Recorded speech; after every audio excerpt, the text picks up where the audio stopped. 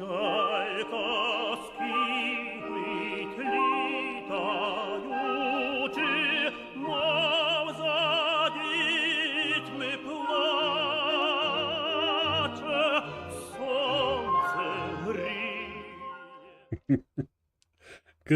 evening, everybody.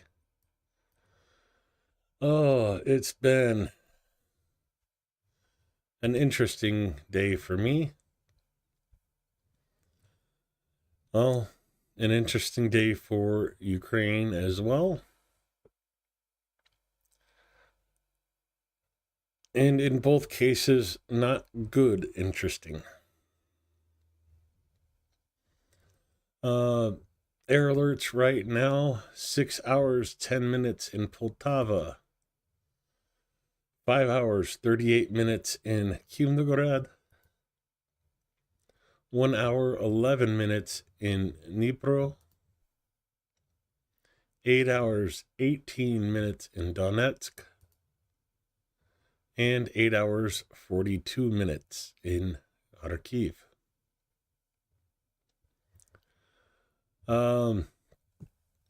Haven't been able to prepare anything for this stream because, well,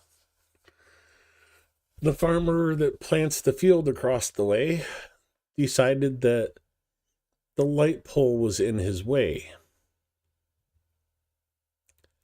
And, well, yeah, PTSD kicked in for me because he hit the light pole and this transformer blew. And I swear to God, I was holding on to the ceiling of the chicken coop.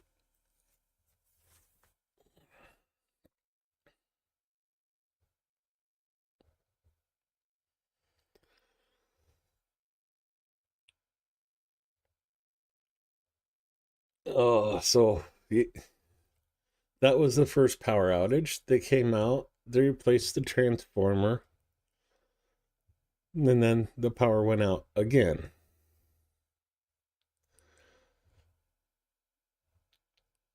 And then came back. It's like, okay, cool. I can get ready to start streaming. This was at like 8:30. And they didn't hook up. I guess the connection was not secure at the transformer. And they just drove away, and 10 minutes later, the power line's on the ground. I'm like, oh. It came up about 15 minutes ago. Able to,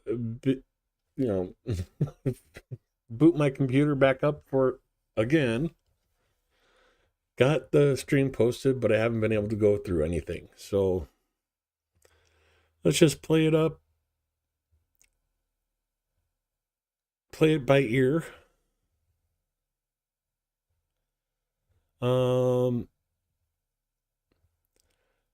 So let's bash through the operational information really quick before, just in case the power goes out again.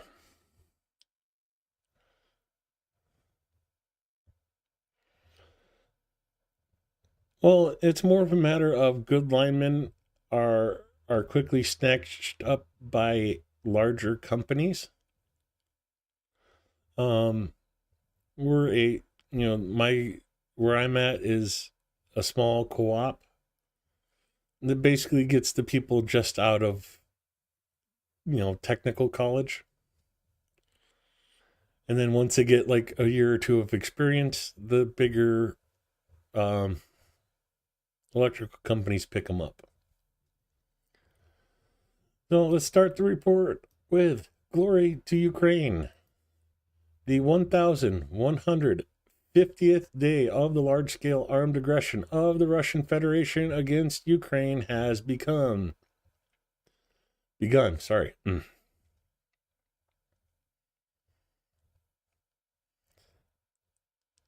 Yeah, thankfully I have surge protection on, well, my entire house.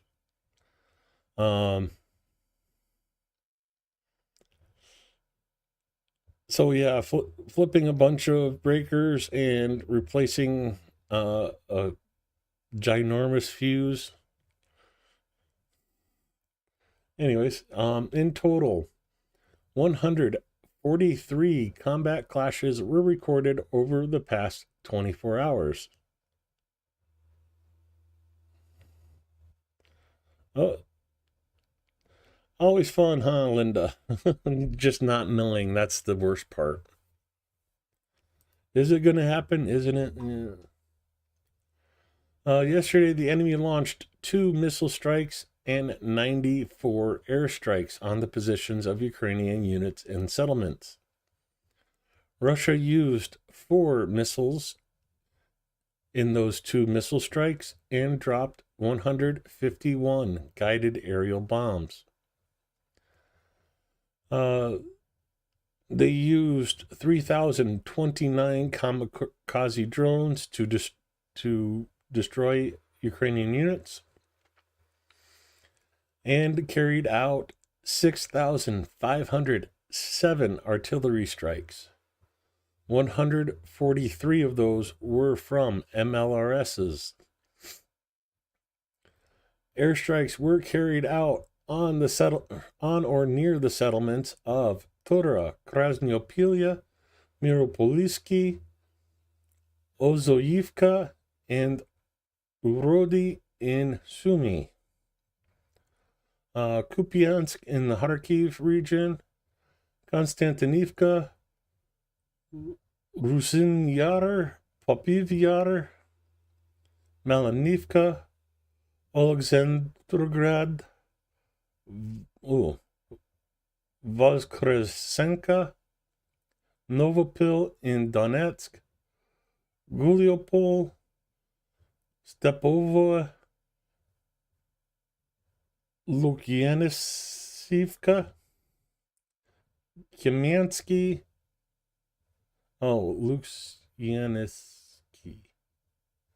Lukyanisky, okay. Kamiansky in Zaporizhia, and Kherson in Kherson.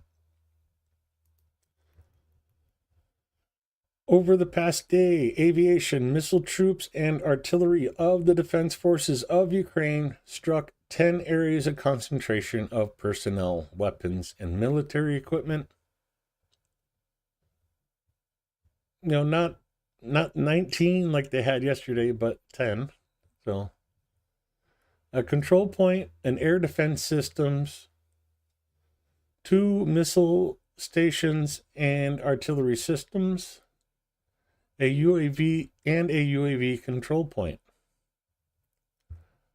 Moving into the individual directions in the Kharkiv direction. The enemy once tried in vain to advance near Voschansk. Coming over to Kupiansk. There were 4 attacks by the invaders yesterday. The Defense Forces repelled the enemy assault actions near, let me go back to standard view because I don't know why this looks better to me than the other one. Russian assault actions were near Petropavlivka, Sintivka, that's a new one on me right here, and Zarizova.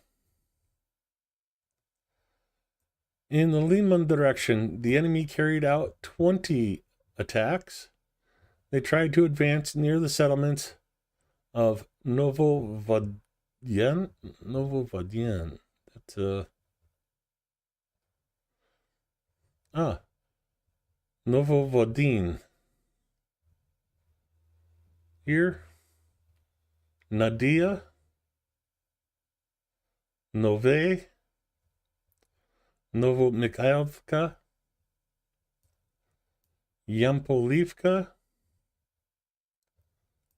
and towards Grivka and Hirohorivka.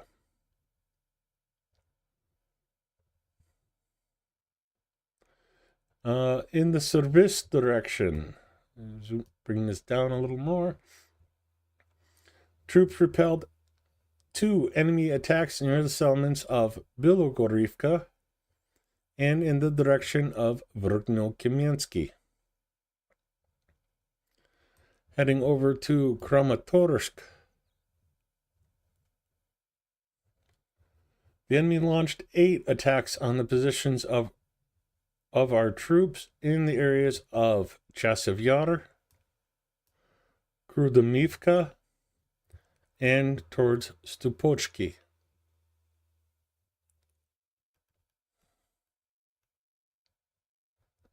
Moving to the south to Toretsk. Oh, I lost it. Where'd it go? And yes, I'm looking for my mind too. Over the past day in the Toretsk direction, the enemy attacked Ukrainian units near Toretsk, Ozenivka, and Druzhba 11 times. In the Pokrovsk direction, over the past 24 hours, our defenders stopped 64 assault actions of the aggressor in the areas of Sukobolka, Stara Mykolivka, Zeleny Pole. Is this small settlement right here? Let me zoom in so you can. Zeleny Pole. Vodany Druj is this small settlement here. Elizavetivka. Novotoretsky. Come way over here. No, that's Novoukrainka. So Novotoretsky is this one here. Sorry. I had them mixed up in my mind. Promin. Lisivka. Kotline. Udachny. Or no, sorry, not Udachny. Upensivka. Preobrazhenka. And Andriivka. Moving over to the Novopavlivka direction. Ukrainian defenders repelled 9 attacks of the invaders in the areas of Constantinople, Rozalive, and I have to zoom in over here, Previlne. No attacks were recorded in the Huliopol direction, it seems. However, in the Orhiv direction, Ukrainian defenders repelled an attack near, zoom in, Malatokmaka. And it seems there was no combat clashes in the Dnieper area over by Kherson.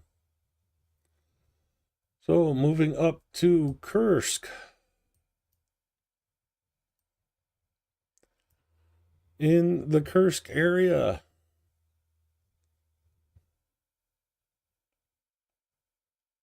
21 combat clashes took place over the past day. Oh, God, knees hurt.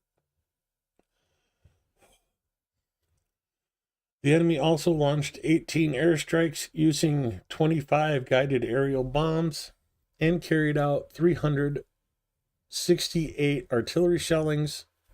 8 of those were from MLRSs. Again, the enemy did not conduct operations in Guliopol or Perdniprovsky directions. There were also no signs of formation of enemy offensive groups in the Volyn or Polizia directions. Our soldiers continued to inflict significant losses on the occupation forces in manpower and equipment, and are actively undermining the enemy's offensive potential in the rear. Goes into the losses for today. We'll grab that with the from the graphic. And we end the report with join the Defense Forces. Razom переможемо. Slava Ukraina.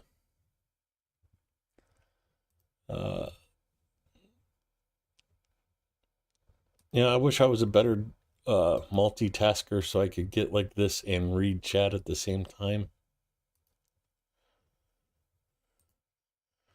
Now I'll pop that up over there, let you guys read this as I catch chat really quick. Oh, another beautiful sunset hunt there, KKGG. Um,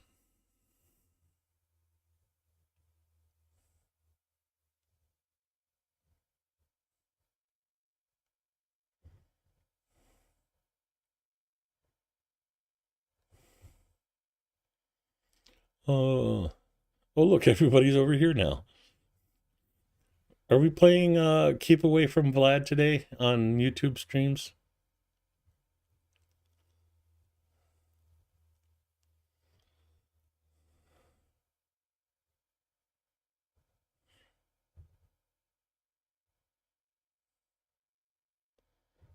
Okay.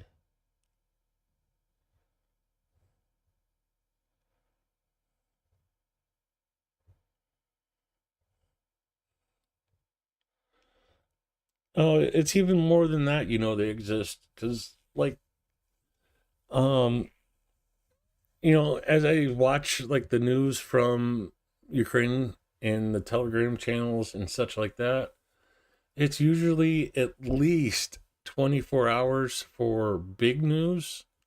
And some of the minor news can be, like, even talked about a week later. Case in point, coming over to Liman direction, Nadia. Third Assault was posting about the liberation of Nadia 3 days before it was announced on US news. So I knew about it for 3 days, but because it wasn't active in the news cycle, I couldn't say anything just in case.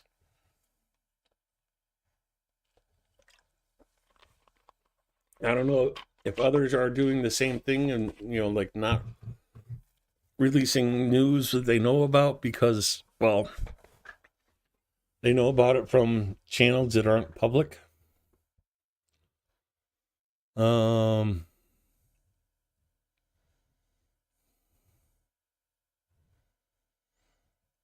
On tenders? You mean entendres?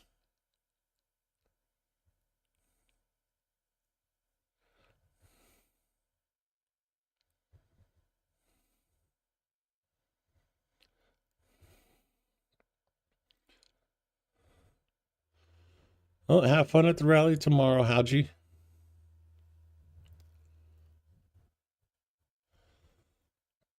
Oh yeah, there's a lot of stuff going on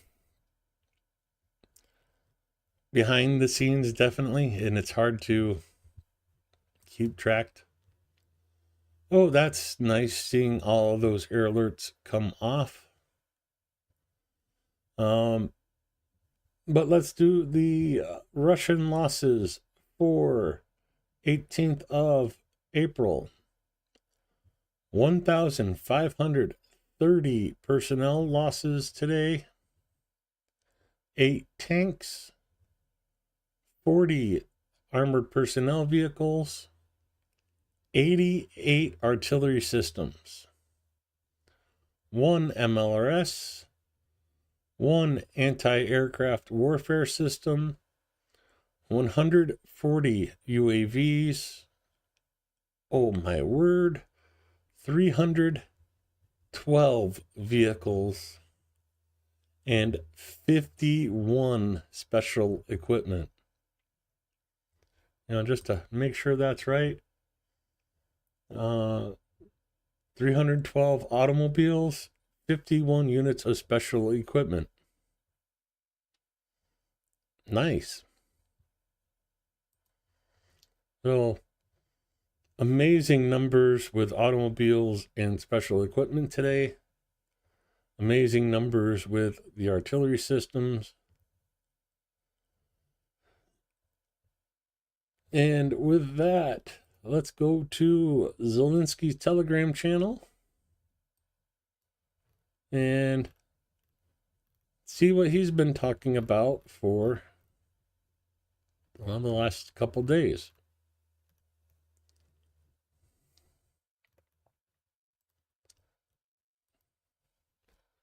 This is how Russia began this Good Friday, with ballistics, cruise missiles, shaheeds, mockery of our people and cities. A missile strike on Kharkiv, just on the city. Dozens of ordinary houses, enterprises, cars were damaged. About 70 people were injured, including 5 children, the youngest, Valeria, only 2 years old. All the wounded received necessary assistance. Unfortunately, 1 person passed. Sumy, Russian strike drones. One of the targets was an ordinary bread factory. An ordinary enterprise that has been working for the city for decades. Unfortunately, 1 person was killed in this strike. My condolences to all who lost relatives and friends. There were also Russian strikes in Dnipro, Kyiv, Mykolaiv, Donetsk regions. Our rescuers, medics, and other emergency service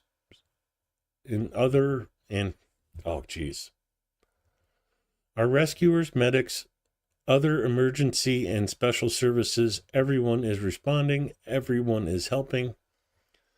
Thank you to everyone who is saving people and restoring living conditions in the cities and villages of Ukraine. Gratitude to each of our partners who are helping to defend Ukraine. Every defense package matters. All air defense systems, sufficient missiles for air defense. All this really helps.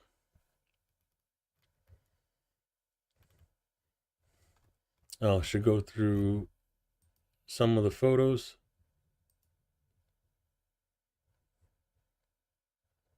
And apparently Telegram decided it needed to take a break.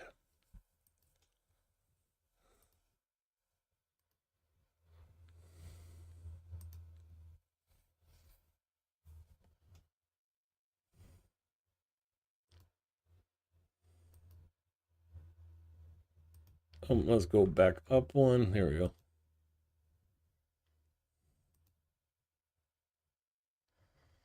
So, still in her robe. Early in the morning.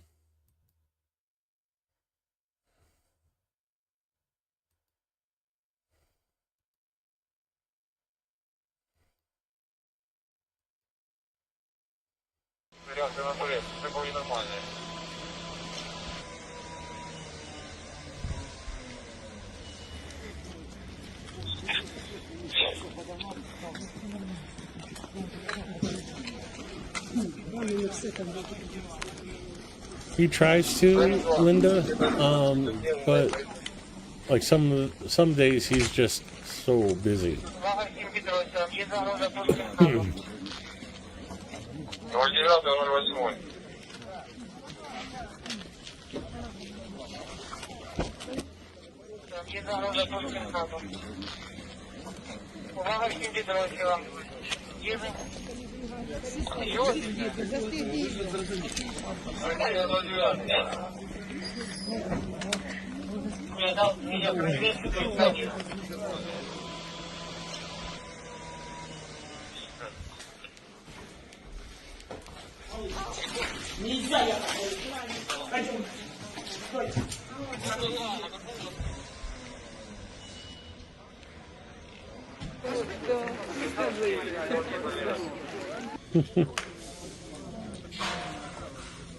Counselors on scene.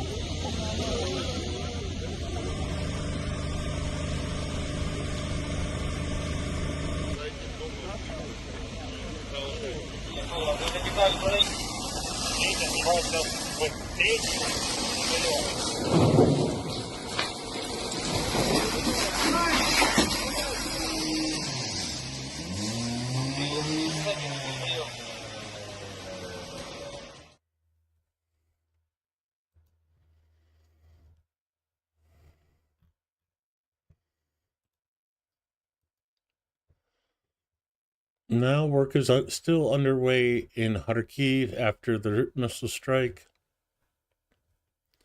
Previously, these were cruise missiles, Iskanders. One of the missiles exploded in the air right above a sleeping area. The other hit the territory of the Enterprise next to residential buildings. Again, Russia targeting civilians and no military presence whatsoever.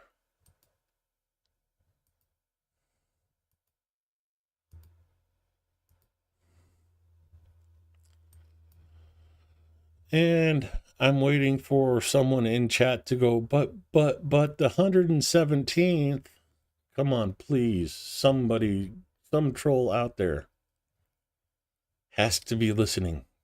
Tell me that. Tell me that again.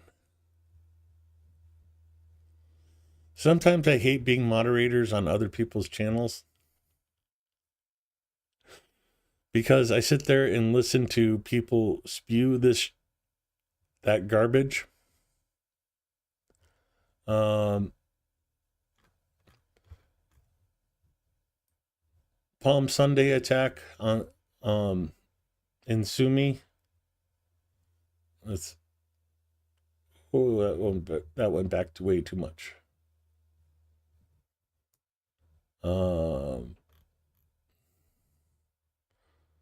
Still way too much.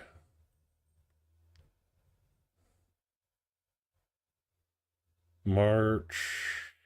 I went way back, didn't I? The way back machine. There's the 11th.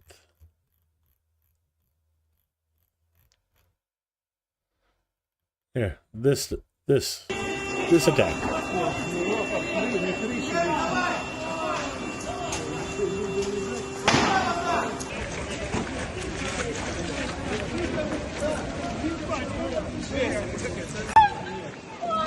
You know, I apologize for showing such upsetting videos sometimes, but I think it's important for you to see what's really going on, the reality of what's happening there.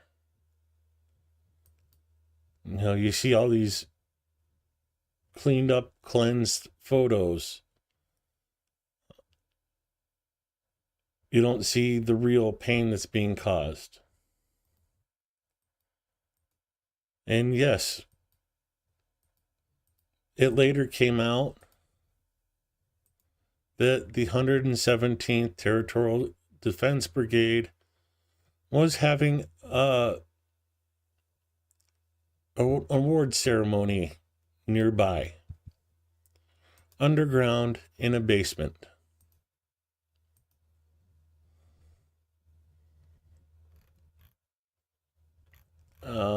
I want to show you this because this is really important for, I think, anyways.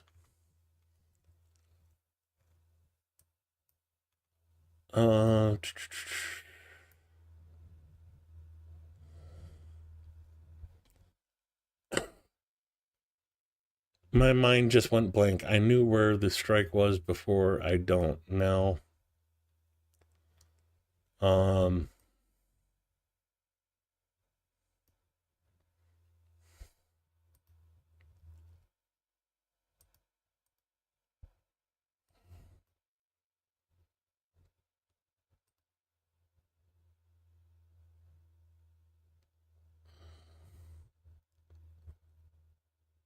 See if I could find that building.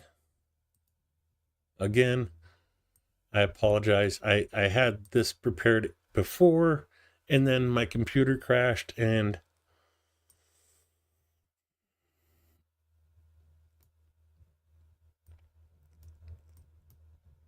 now I'm lost.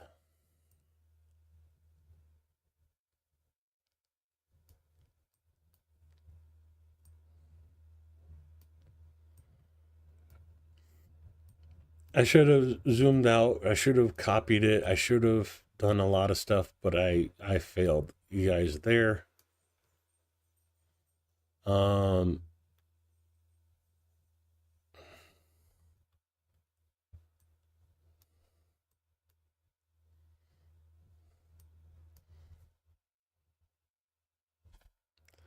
I hate to ask this, but does anybody know where it was at? I'm fumbling here.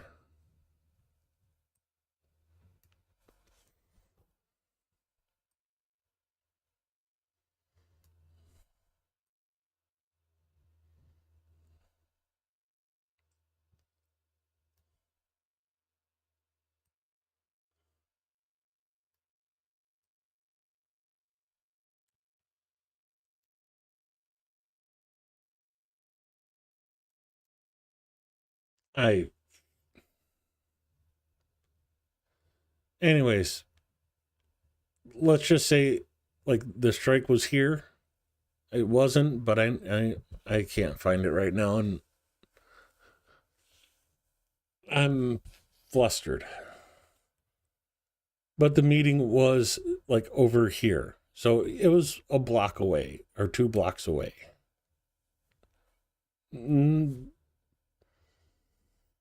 More to the point is after the fact, people are playing Russian apologists saying, oh, Russia striked at Sumi because of that award ceremony.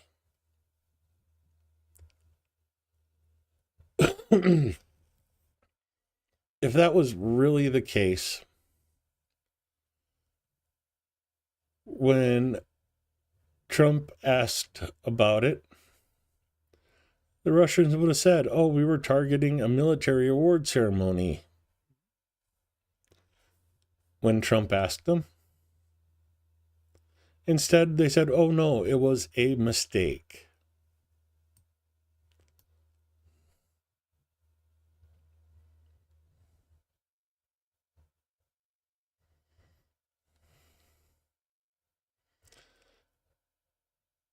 You can't have it both ways, Russia. It was either a mistake or you were targeting an award ceremony. You can't say one and then find out after the fact there was an award ceremony and say, oh, yeah, we were targeting that. Yeah, they gave the name of the restaurant is a restaurant in Kivri.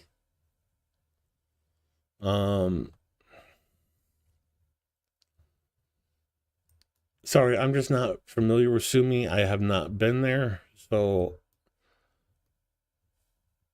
I remember I was going through this earlier and looking for the place and then found it and then went to find the other part. Yeah, let's look for the other part.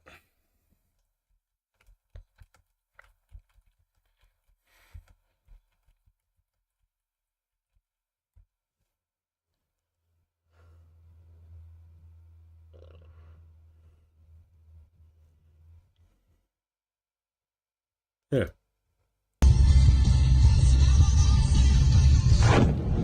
Yeah, 5.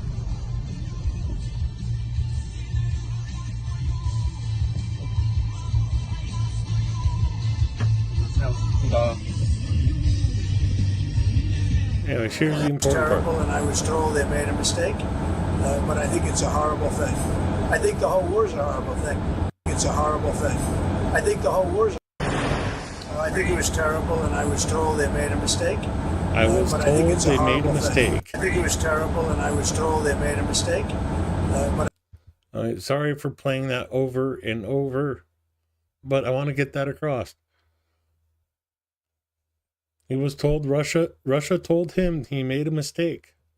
They made a mistake. Not they were targeting the 117th award ceremony that was 2 or 3 blocks away.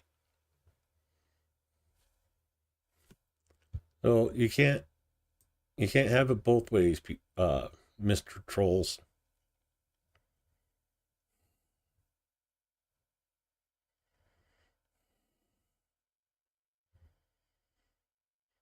Hey there, go with the flow.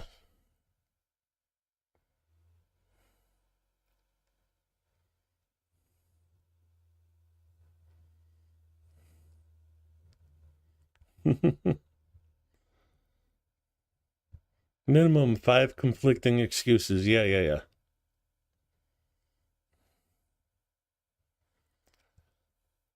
I get you there, Linda, and I'm nursing like a real bad day. Yeah, headache, legs killing me, knees killing me. I was about ready to just crawl into bed when the lights came back on. So, oh, I can stream. Let me put the air raid alert map over on the side.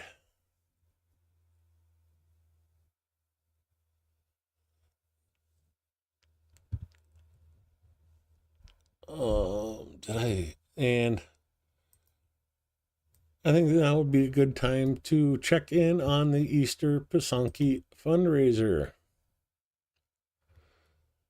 $7,307, 167 donations. So I know we have new donors for today. Haji, free the Ukrainian defenders, return the Ukrainian children. One of our anonymouses I found out is Haji.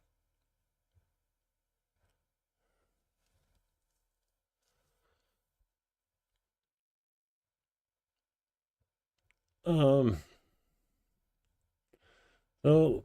if you have the means and are able to, please do go to the fundraiser. The link is in the description below, as well as pinned to the top of chat. Get us closer to the next A Canty Try That challenge. I got 2 things lined up for you now that were suggested earlier.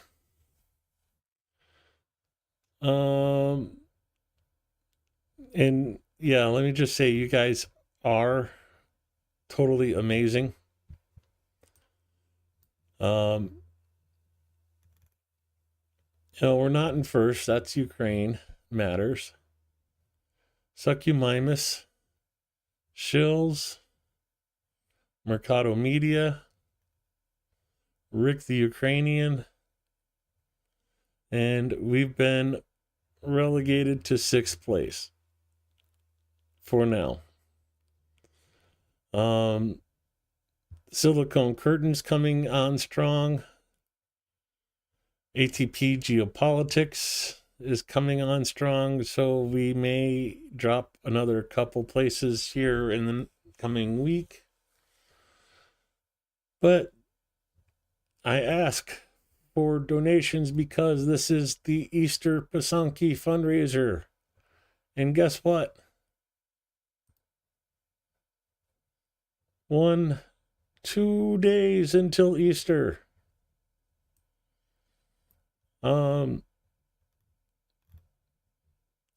I would love for us to get the full truck done before we close the fundraiser. We will keep it going until the overall goal is met. But we are not even, we are just shy of halfway through the total fundraiser. $109,053 or euros out of 220,000. So we're at the halfway mark. Overall, we are well beyond the halfway mark for our part. You guys have been amazing. I feel bad asking for these donations because you guys have given so much already, and it's hard because Renegade Chungus and myself, our communities are among the smallest communities in this fundraiser. And you know, the fact that you guys have kept us in 8th or 6th place so far, that is amazing. I am gushing with pride and joy over that fact. Regardless, I would love to get this truck fulfilled though. So,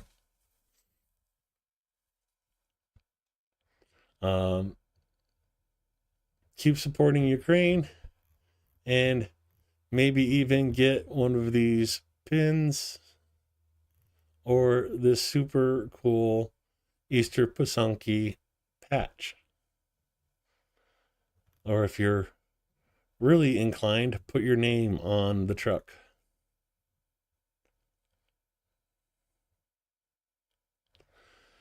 Hey, Cinnamon, thanks for listening in.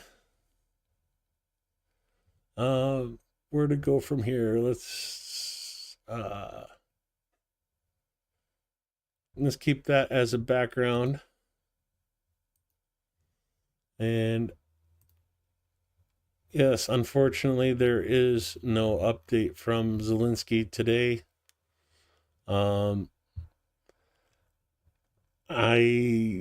We'll see when he gets some news reports out tomorrow. As you can see, I have not gone through videos in quite a while.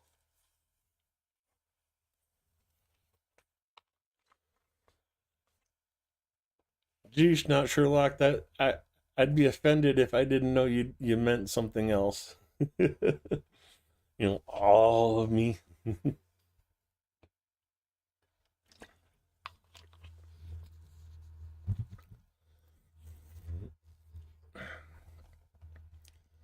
So let's do this a little differently, because some of this is, well, old information at this point. Let's go back to the beginning, or back to the future. Let's go to the latest information being sent out. U.S. Bloomberg announces that the U.S. is ready to recognize Crimea as Russian as part of a potential peace deal. Again, U.S. talking for Ukraine instead of with Ukraine. Elimination of the diver. The Russian thought hiding in a well was a good idea, but it turned out not to be so. I wonder if he gets launched into the air like the other guy did. Let's find out. Do, do, do, do.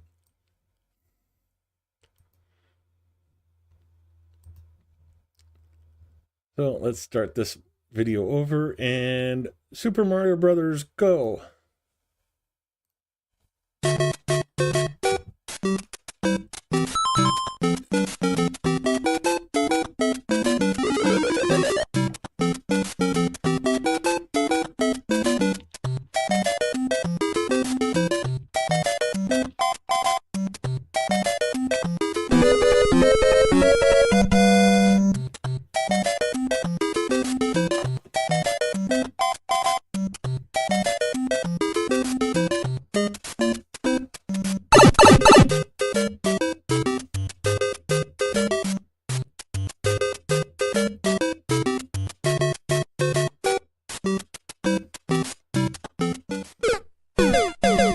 I was waiting for that part.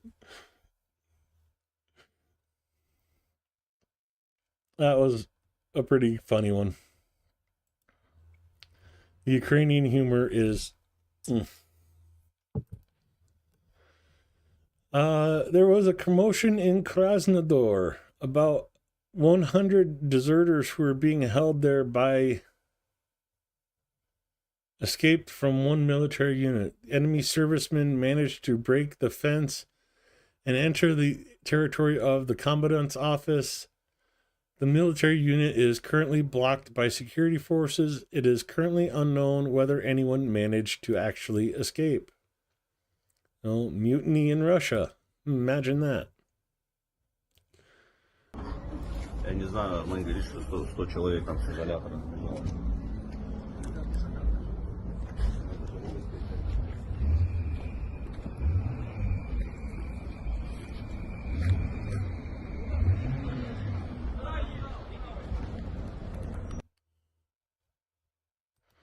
Well, a whole lot of nothing in that video. Let's see if there's anything in this one.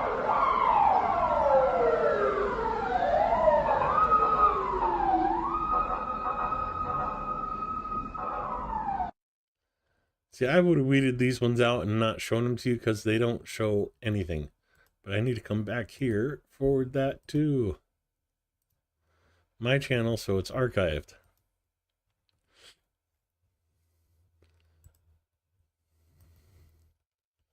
An example of aerobatics. The pilot of the Signum unit of the 53rd Motorized Rifle Brigade clearly and carefully flies an FPV drone into the hangar and delivers a devastating blow to a Russian tank. Wow. Let's see this one.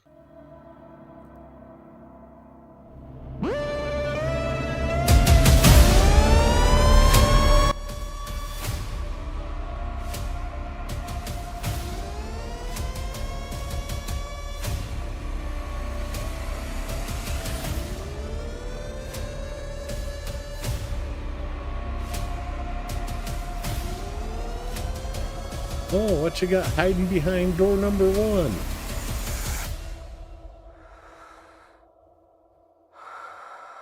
Scrap metal for 500, Bob?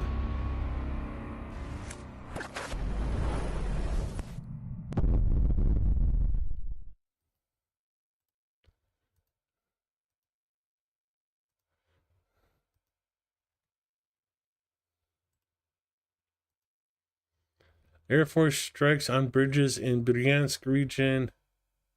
Objective control of the result of the works in the village.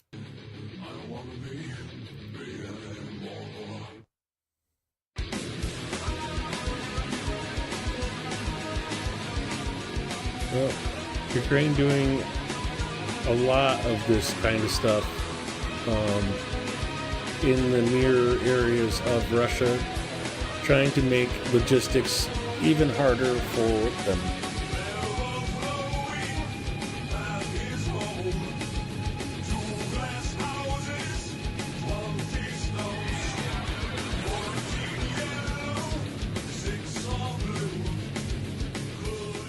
Yeah, I don't think I could drive over that pothole.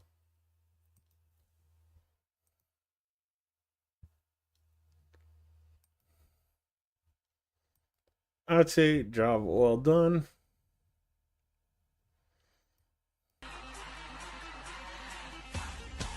Yeah, I got to mute that because,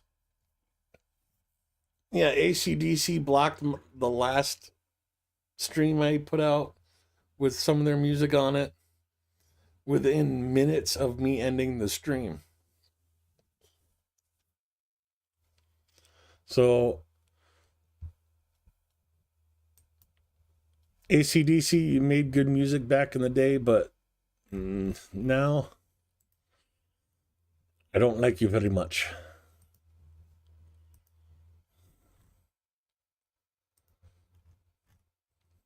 Let's see what this one is.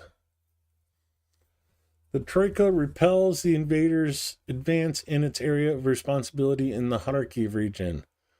The enemy launched two infantry fighting vehicles and a buggy into the assault. These attempts ended traditionally badly.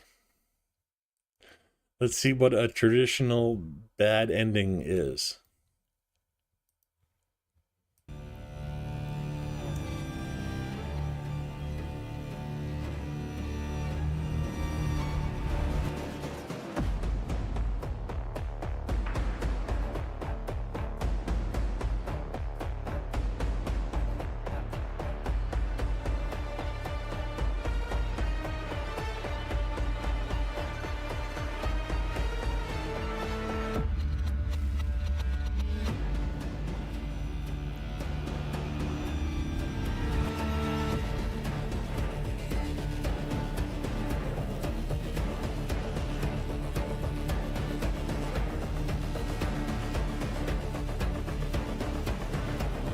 That's probably true, not Sherlock Holmes.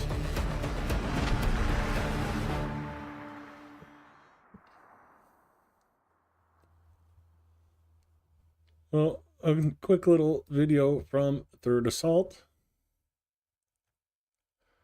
McPigeon. Yeah, it's nothing to be ashamed of. We all have situations in our life. The guy making 120,000 a year could get laid off and end up on the street because his house still gets repoed if it's 90 days past due. So, we all do with what we can, or what we have. My first trip to Ukraine last year, I saved up for years for some of that money. Since 2019 till 2022, 2023, really. Half the money I saved for that trip in 2022 went to go buy a truck. The other half is what I went to Ukraine on last spring. Well,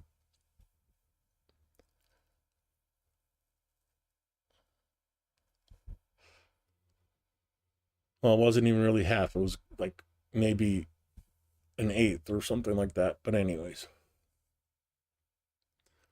Yeah, I have no qualms telling you guys how much I make. I'm on disability. I get $1,496 a month. That's what I live on. That's paying bills, putting gas in my truck, putting food in the fridge, because I get too much money for food stamps. Yeah.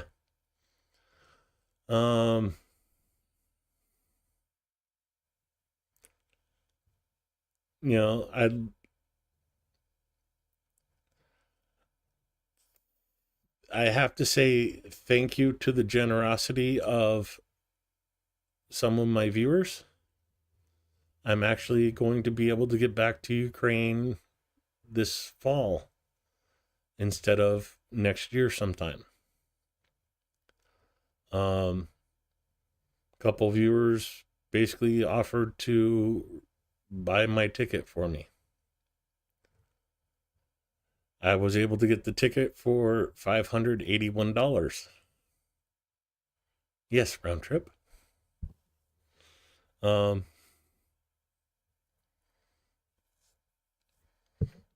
It would have taken me about 10 months to say, well, no, it basically is a year of saving to save up just for the ticket. Not to mention the security deposit on the apartment, the rent for the first month, and so yeah, I was looking at like sometime next year that I would have been able to afford to go myself. So yeah, I'm so thankful for this community.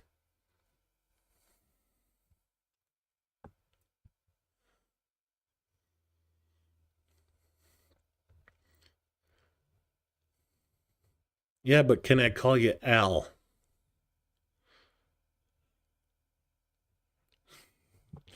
But after they recall me, you can call me Al. Call me Al. Sorry, I just... So yeah, so just wanted to give that shout out to, well, they know who they are. Thank you for helping me get the plane ticket so I can get back there. I appreciate you very much. The air alert map from earlier. Fun. Thankfully, Lviv has been fairly clear of air alerts lately for our friend Blonde Bombsheller, who's in Lviv right now.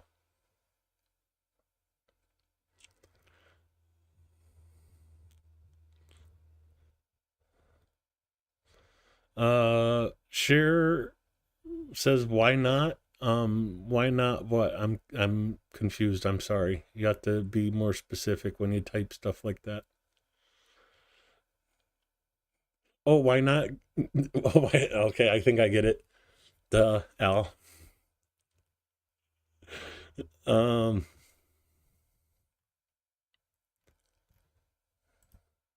see what this is. Emergency rescue operations completed in Kharkiv after the missile strike. 43 cubic meters of construction debris and dismantled emergency structures from 3 apartment buildings and a school. Psychologists from the State Emergency Service provided assistance to 150 victims.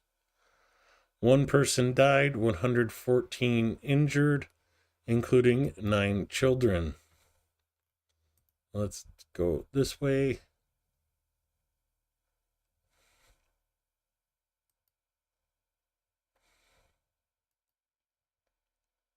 And tell me that's not a cluster bomb used in civilian area, which is against the Geneva Convention. Oh, look, a little child slide right next to cluster bombs.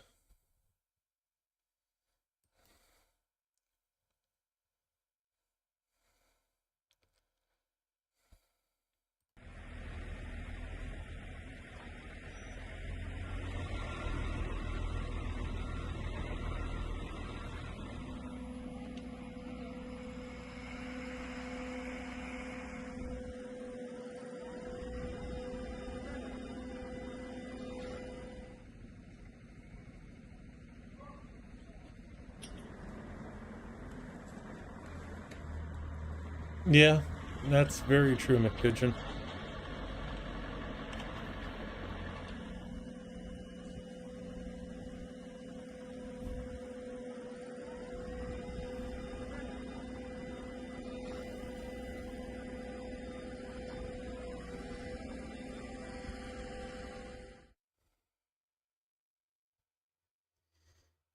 You know, the messed up part of all that is if I get a part-time job that will work around my disability and I make more than $247 a week before taxes, I lose all of my disability.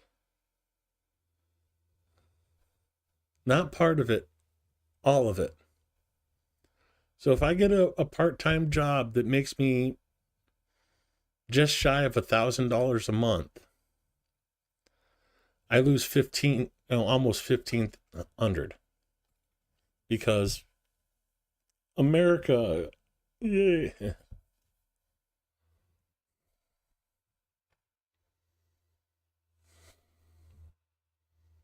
The heck?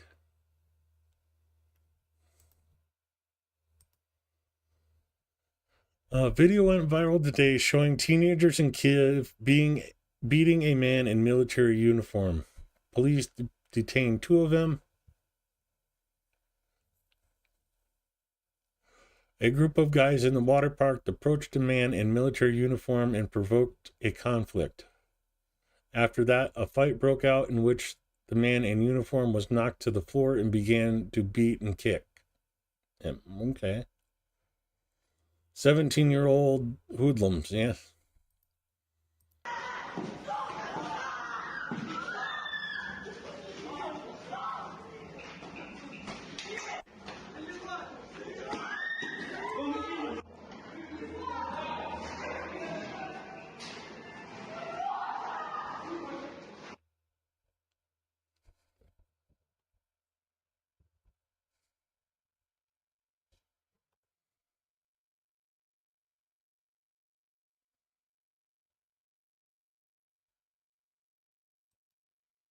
That's pretty nasty. Let's see. Oh yeah, this has been floating around. Today, like a thunderbolt on a clear summer day, Trump's statement came out in which he allegedly said that he would no longer provide aid to Ukraine. In fact, he simply evaded the answer, stating that he did not want to answer because he hoped that everything would be resolved through negotiations.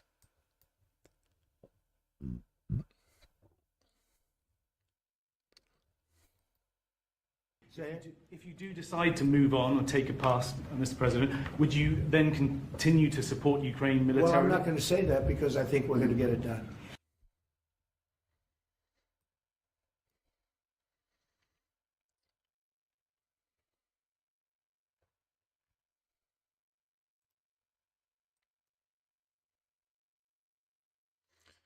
UAV operators of the 10th Edelweiss Brigade repelled the Sons of Anarchy attack in the service direction. Oh, that's loud.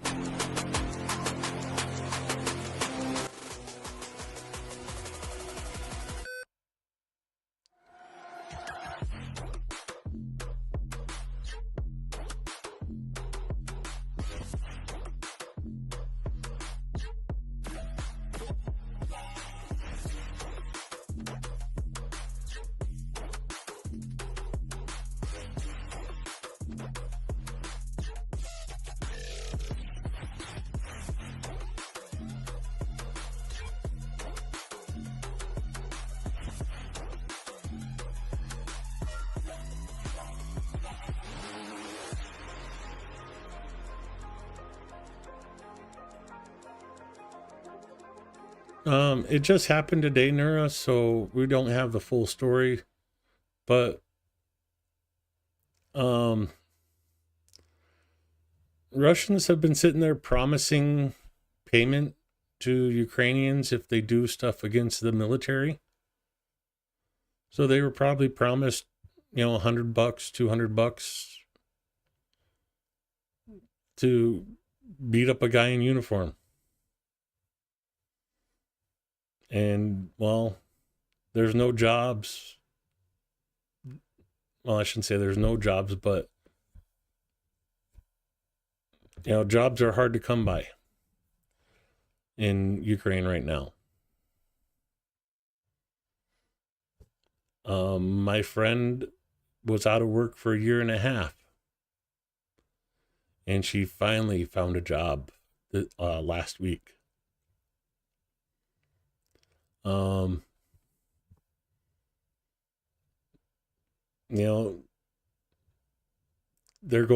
Ukraine's going through terrible, terrible inflation.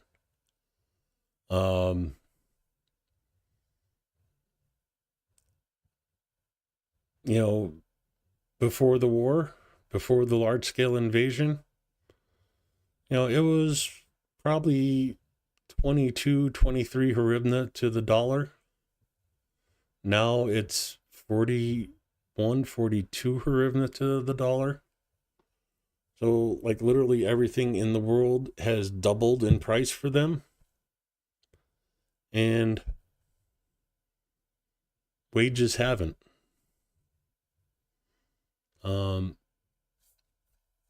It's tough times, unfortunately.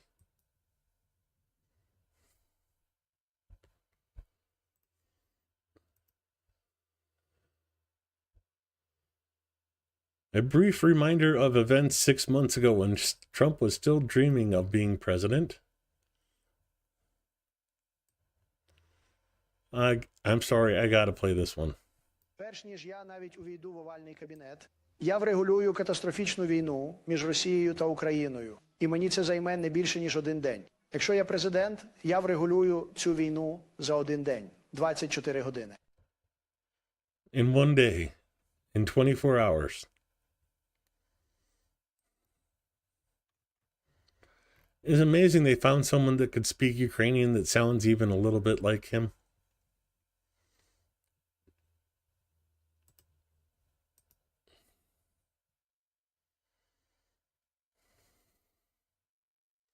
Oh, caliber missile getting shot down.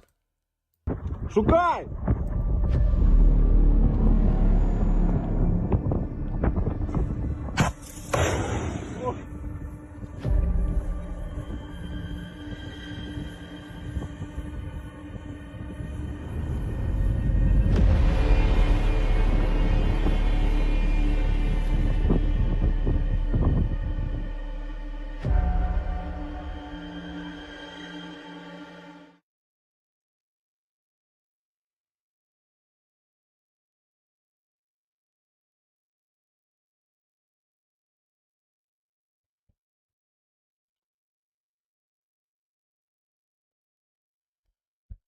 Uh,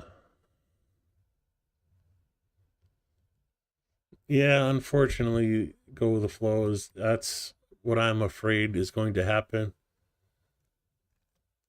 Um, is he going to say, we had the peace deal, but you know, Zelensky was too angry. Putin is the victim here, and Biden never should have started this war.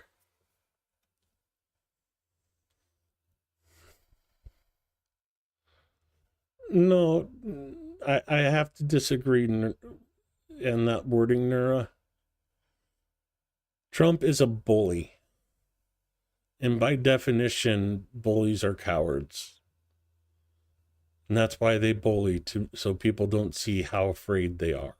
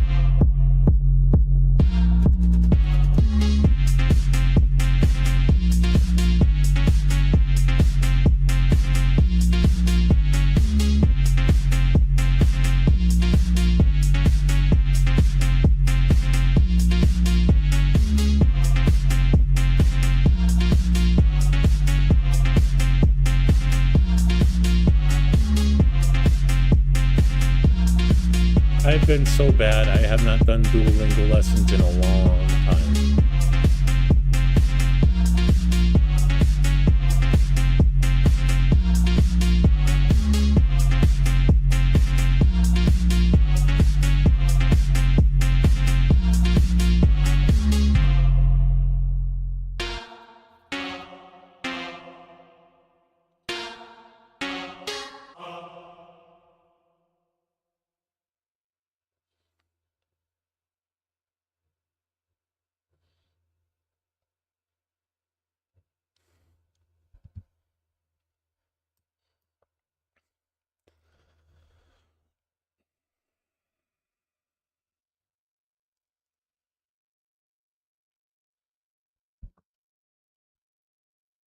Unfortunately, McPigeon, yeah, that's because poor people are told the way out of poverty, way out of the way to get into being part of the rich person crowd is to get an education, to get that degree, to get all this other stuff. So we sit there, poor people struggle to and fight and push to get to learn more and more. Rich people, oh, I don't need to be smart. I can hire somebody that's smart.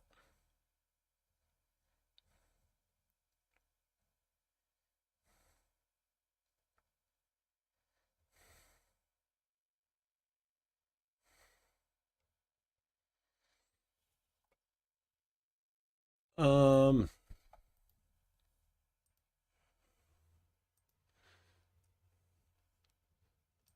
it is a great program.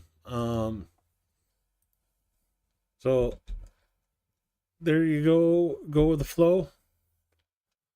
Um, like the hardest thing with this program is the timing. With it being an 8-hour difference, most Ukrainians will want to meet either afternoons or evenings.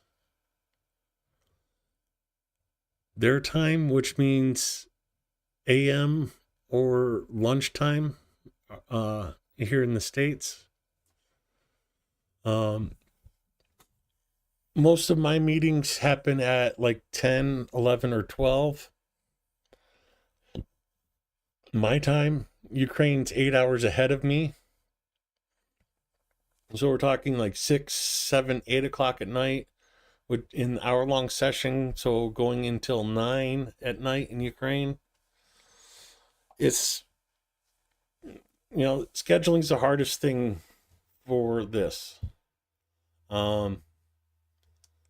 They have great staff. They have all kinds of resources available to volunteers.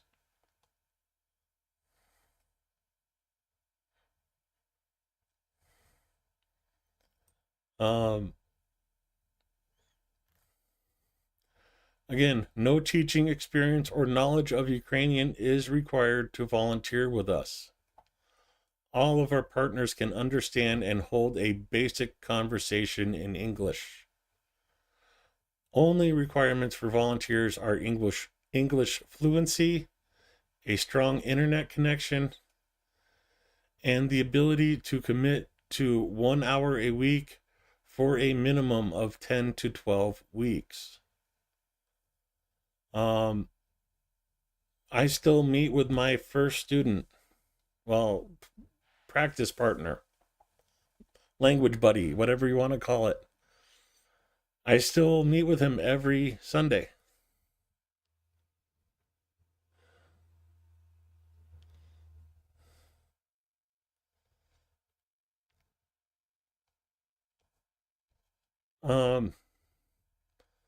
Just have a video chat program.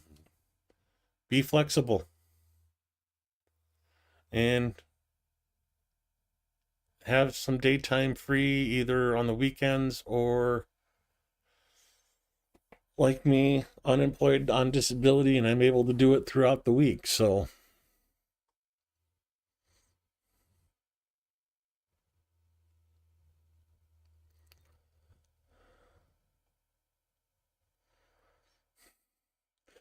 believe me, the swear words are the first words you learn in another language. Well, not the very first, but one of the first. I have never heard of repair together.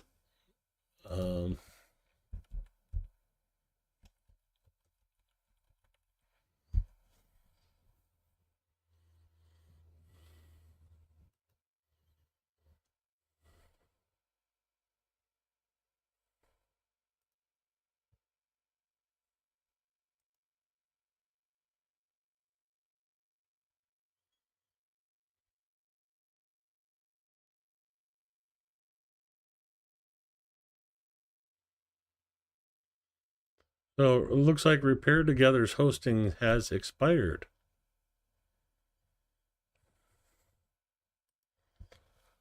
That's okay. I'll show you one I do know.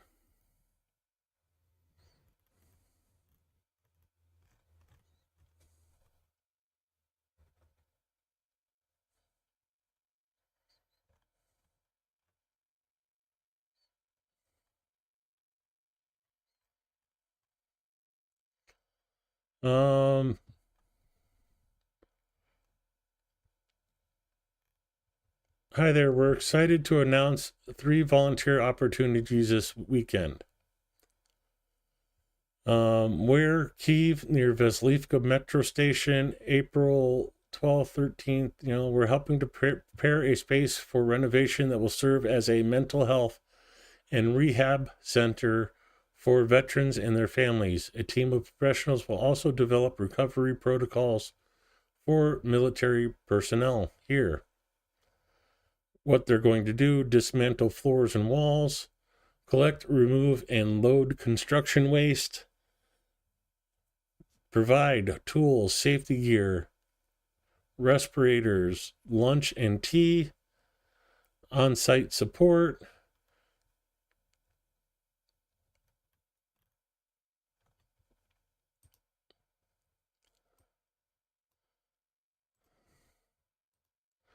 I forgot what the actual name in English means.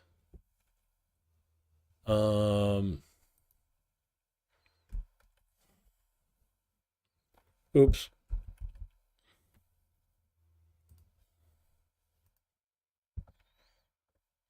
Daring to rebuild, that's it. Or brave to rebuild is the actual translation they use. That's right.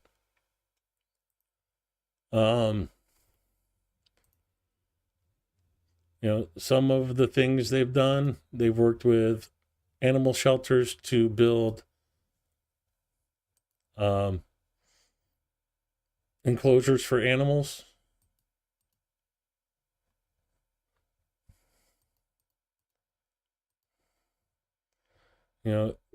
Stripped out houses damaged.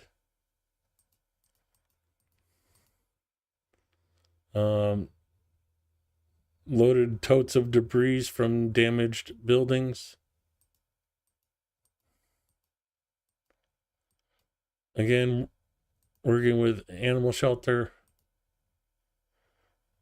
Just imagine what this looked like before. This is a school they've helped fix up and clean up.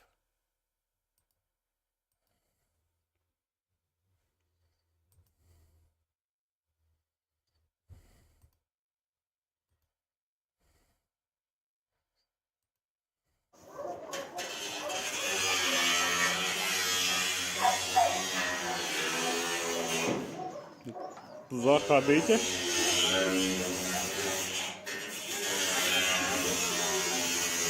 Молодець. Ти молодець. Моя дівчинка. Мотя. Мотя. Любить моєго молодця. Мамі, це багато місця тобі.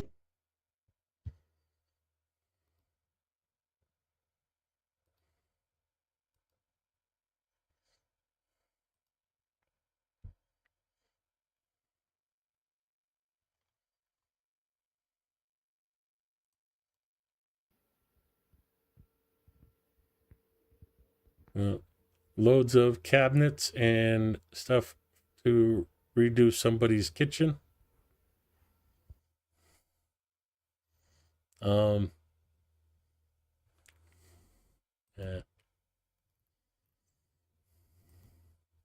Друзі, привіт! Зараз покажу вам, як пройти. Ви заходите в дворик і бачите таку дуже гарну будівлю. Туди вам не треба, вам треба туди. Пойдемо. Пум-пум-пум-пум-пум. Заходимо. Заходимо.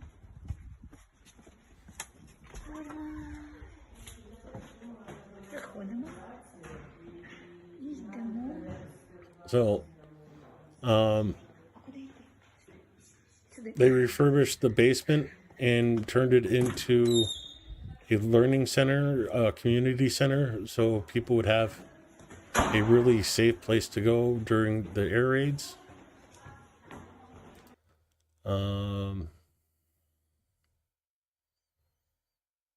Oh, I might be in one of these.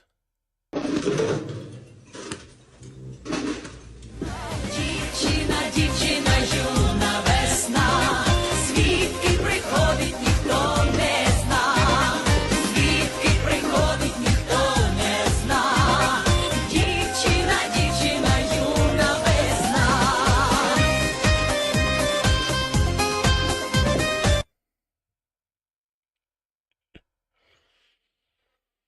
So yeah, literally just picking up the bricks, loading it into the truck, so it saves these people so much money not having to pay people to do this cleanup work. And, you know, anybody can load broken bricks into a bucket. That's not the crew I was with, though.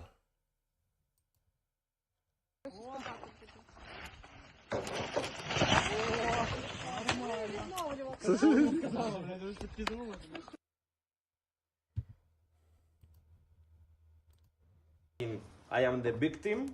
Okay, you are in this lateral. This is my left. Yeah, teaching people how to pack wounds. Okay. So you need choice. What place you start the tamponomania and why? I was there for that. That actually grossed me out a little bit. Let's see.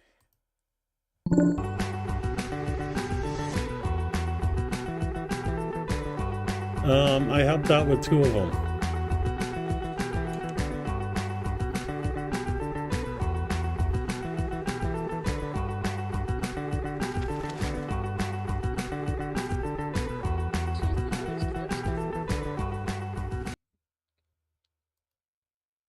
Я жінка.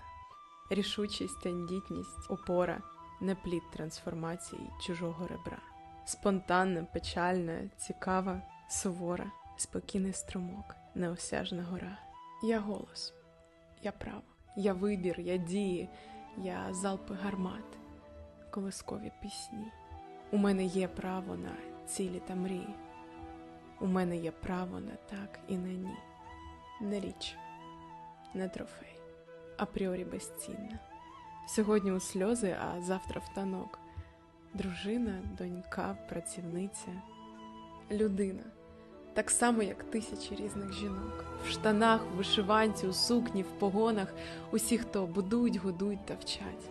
В тилу, на війні. На роботі та вдома. Прекрасна, незламна, воююча стать. Well, I know a couple people in that video. Друзі, привіт! Зараз покажу вам, як Well, we працює. just watched that one.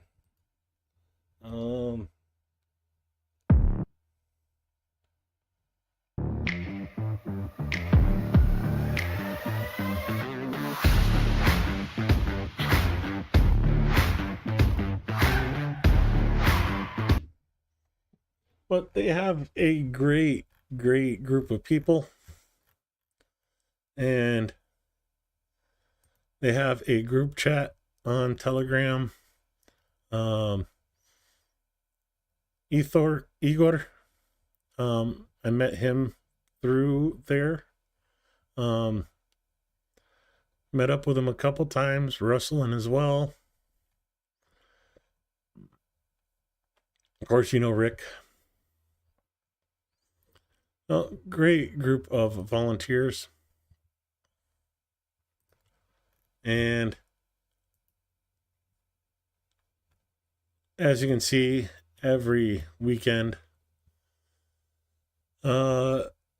yoga. When they don't have a project, they have yoga.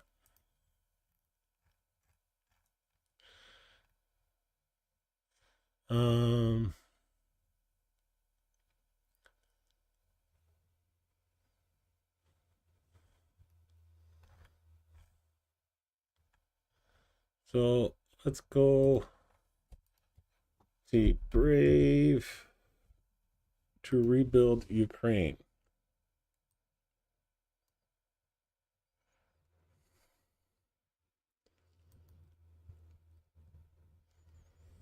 And basically this is what you get, and they have a live chat on WhatsApp.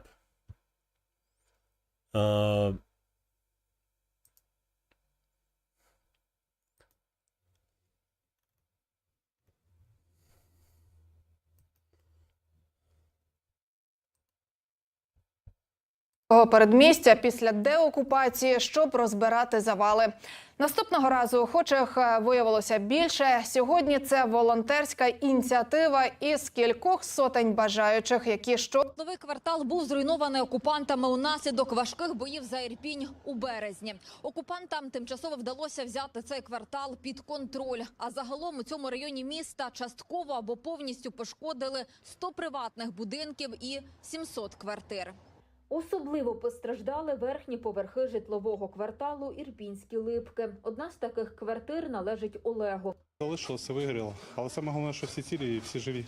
Далі планую, мабуть, трошки грошей заробити для того, щоб відновлювати. Бо, судячи по всьому, від держави зараз не слід очікувати якоїсь допомоги. І, мабуть, це вірно, тому що зараз треба на фронт всі свої зусилля направити. Наразі у чоловіка на підмозі волонтери. На об'єктах, де потрібно, волонтери працюють із професійними будівельниками. Важливо, що будинки мають бути відносно безпечними. Зараз є проблема, що волонтерів, які хочуть приїжджати, їх нас достатньо багато, які хочуть. А об'єкти ми завжди не можемо знайти об'єкти, де потрібно прибирати. Бо це повинно, щоб і була там комісія вже, і ДСНС там побув, і власники були готові, і що це будинок на підзніс. Ми не займаємося будинком підзніс, тому що це потрібна важка техніка. А ми зараз більше сконцентровані на те, щоб зробити максимум по будинкам, де люди можуть жити, щоб на зиму був цей будинок готовий. Нині сміливі відновлювати працюють у Києві та області. Звернутися за допомогою можна через сервіс. What was that? So, unfortunately, Repairs Together's website is down at the moment. But, you know, that's one of the things. You can either support them or, you know, go help with a cleanup in Ukraine, or you can help get a vehicle. And, oh, we've jumped up. So 7,407. Okay. If someone donates 13, I'll laugh. Well, let's see who the mad person is trying to make me suffer. Darpat, thank you so much for your donation. I'm going to have a collection of pins after this fundraiser. Thank you, Darpat.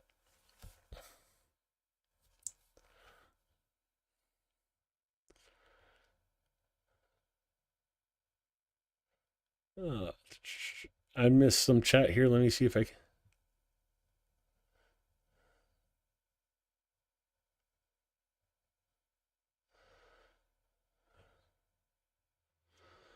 Polish guy works.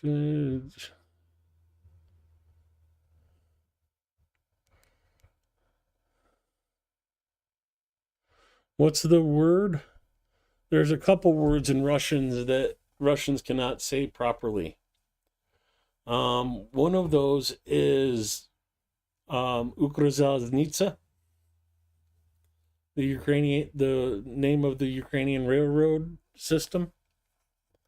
That's Ukrzaliznytsa.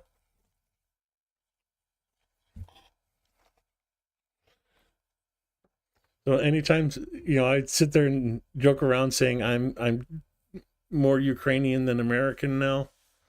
I can say Ukrzaliznytsa.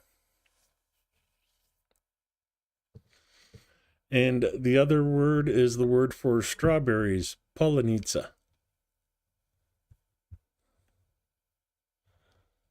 So I hope that helped you out a little bit there, Night Dreamer. New name to the stream, so glad you're here. Thanks for coming by. No, most of the swear words that Ukrainians use are Russian swear words. I mean, if you're going, you know, like Americans saying, excuse my French, well, in Ukrainian, it's excuse my Russian.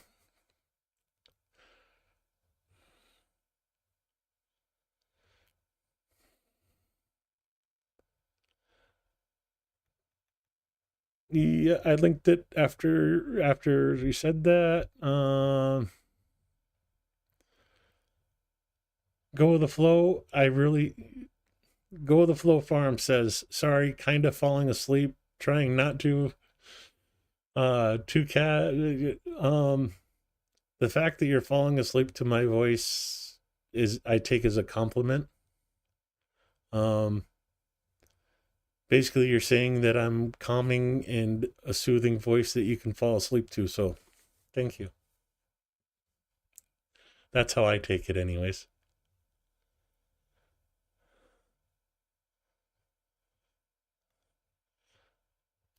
You know, that's part of what I tried to do while I was there. I didn't do that great of a job at it because I was so new and still shy and was breaking out of that shell. So hopefully this time around, I'll be able to give you guys a much, much greater impression of Kyiv and Ukraine.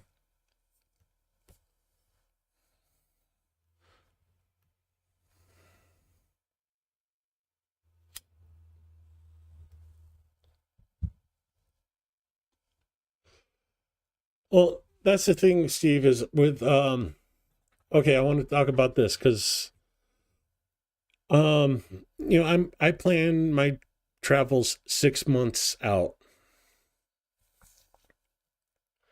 because it's when I get my cheapest airfares.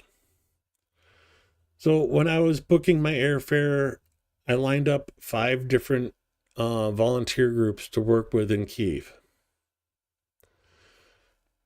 I thought, great, I don't need to check, you know, that's all settled. I got my groups, I can go help out. Brave to Rebuild was the only one still operating.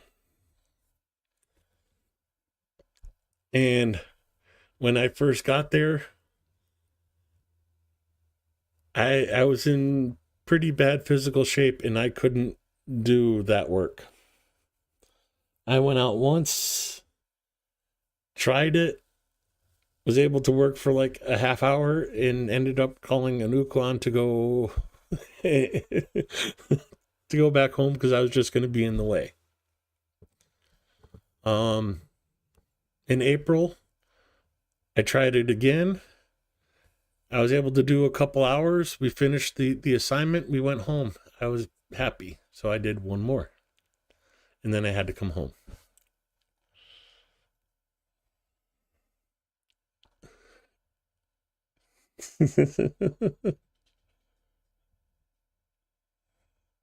Oh no, you guys didn't actually take me seriously on that, did you? Okay, phew. Oh, excuse me for 1 second.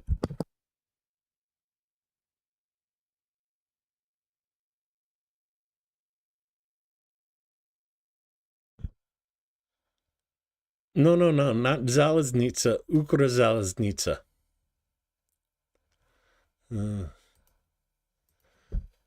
Ukrainian Rail. Oops.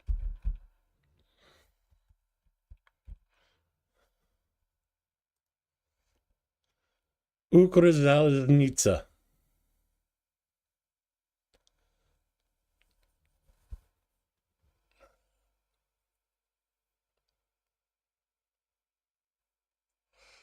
It's there. I'm at about $850. I mean, yeah, I've had a lot of things pop up on me the last 2 months. Taxes, insurance, and it just kind of ate away at the savings I had, so I haven't saved up much, unfortunately.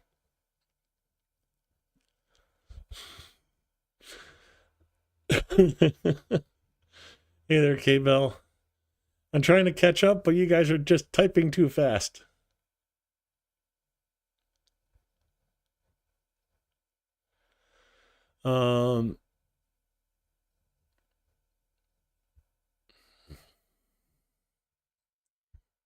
Yeah, it's exactly what it means. Spent all my time in the East, so I learned Russian and Ukrainian speakers understood because bilingual, but pointed it out. Okay.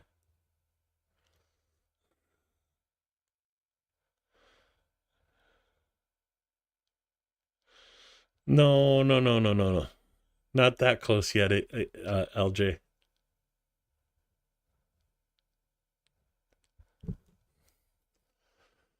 Leah be traveling. I wish I could learn another language. I have tried Spanish 3 years in school. Nope. I need to just start from the beginning like a newborn. That's one of the reasons I liked Duolingo. It starts you out with the basics, gives you pictures, makes it into a bit of a game that you play.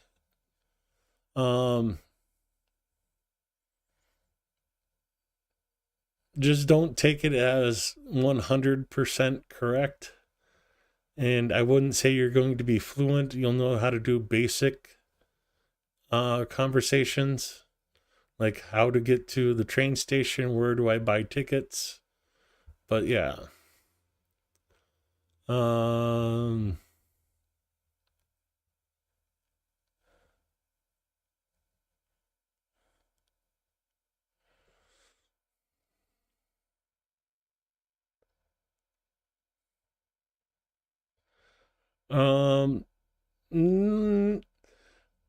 The for cinema, for like a movie theater, they usually use the word kino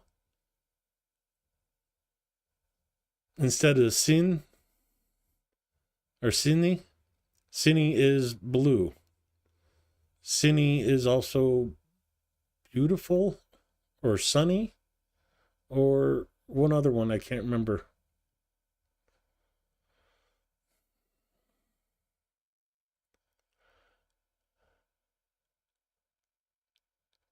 Geez, I could barely keep up with you guys typing. Sorry, it's my dyslexia is kicking in pretty hard. And like I'm having to reread what people are saying like 2 or 3 times to understand it. So definitely keep an eye out for on Brave to Rebuild. They're a cool group. One of many. The one to really watch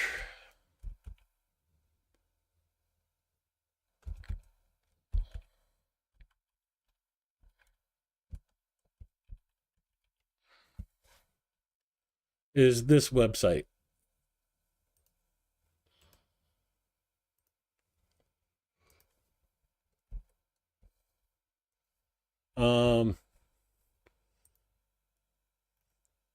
They keep updated list.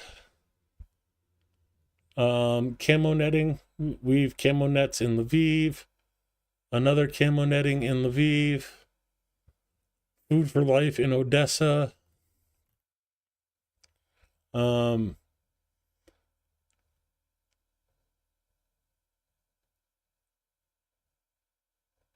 Another rebuilding one. NH4 Ukraine. New Holland. New Hampshire for Ukraine. Okay. Hell's Kitchen in Kharkiv. Prepping meals for locals. Ravine. Finn Estonia volunteers. You still can do it.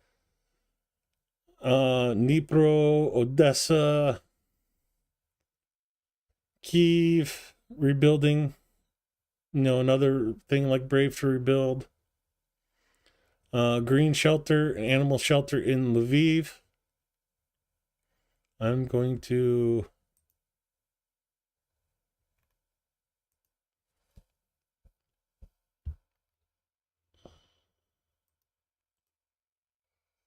copy a BB.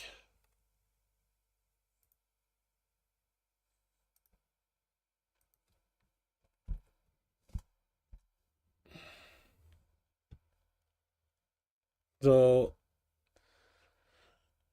they need people to clean the dog enclosures, provide food and water to the dogs, build the shelters, take pictures with the dogs, help with international outreach and donor relations, need vet assistance. Anybody passionate about dogs is welcome to contribute in any capacity. So that's in Yarowiv. That's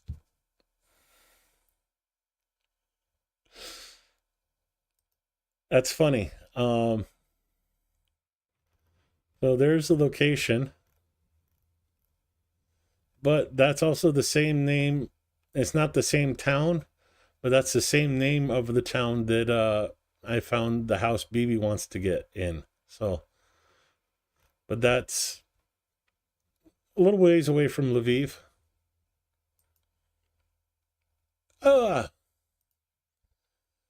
I hate when I do stupid stuff.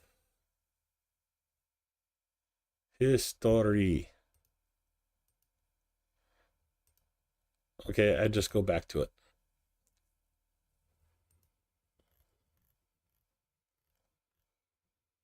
So Green Animal Shelter, Kyiv Kitchen Hub, ants.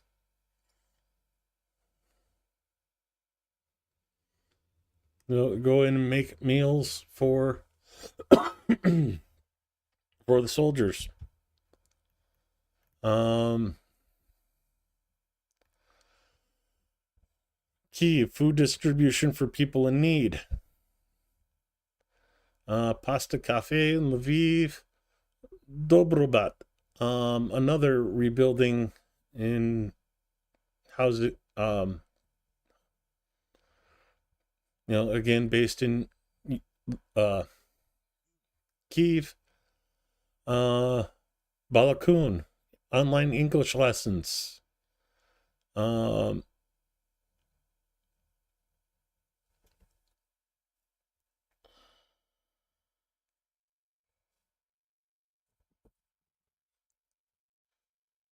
So yeah, definitely. If you are going to Ukraine and you do want to volunteer when you're there, this is a site to check out and keep in communication with them. So like if they close down, you can find another place. So here's Repair Together in Kyiv and Chernihiv.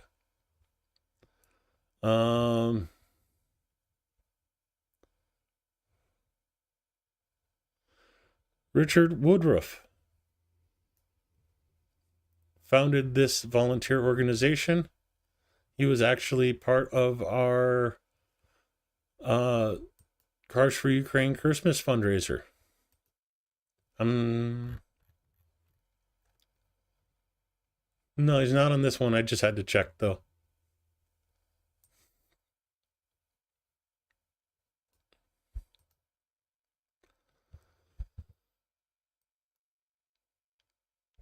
So Richard Woodruff, part of the Cars for Ukraine crew.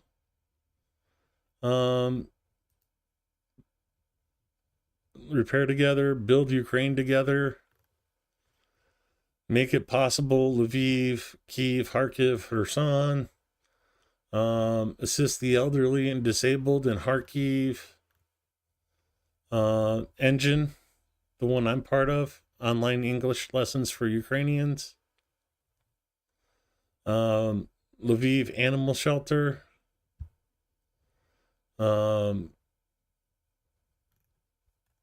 children's education in Kyiv, Insulate Ukraine, Kherson, Izium, Nikopol, Lehman, and remote work, DIY Ukraine, urban renewal, and community empowerment.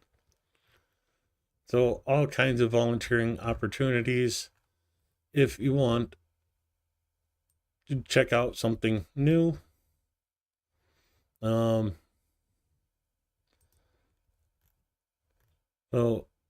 2 animal shelters in Lviv. I'm going to grab the information for this one too. Walking dogs, socializing dogs, so on and so forth. And this is right there in the north end of Lviv. This is probably a good one to share with Bibi since she's there. I'm going to send her this one too.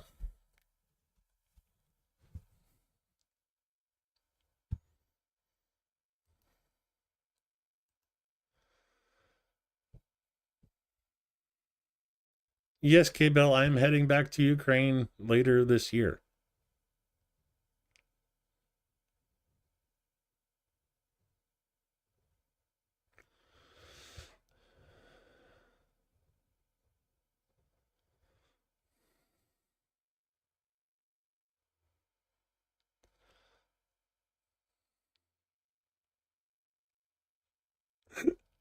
My dyslexia is not so bad. You're just typing bad. One of your friends packs veggie meals for the front. Showed the moral fiber of Ukrainians wouldn't hurt a fly, but to save a people in need is a must.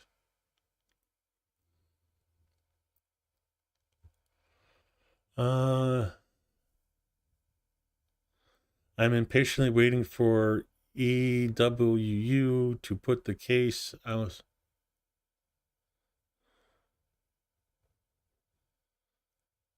Oh, okay. I don't know what that's about.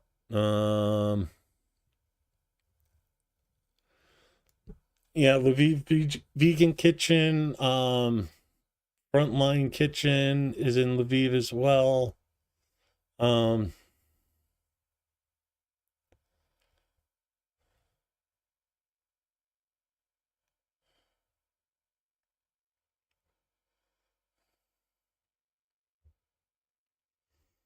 Oh, okay. That's why I know that's the new name. Okay. Oh, it was around then that I learned that my teacher who was from Ukraine.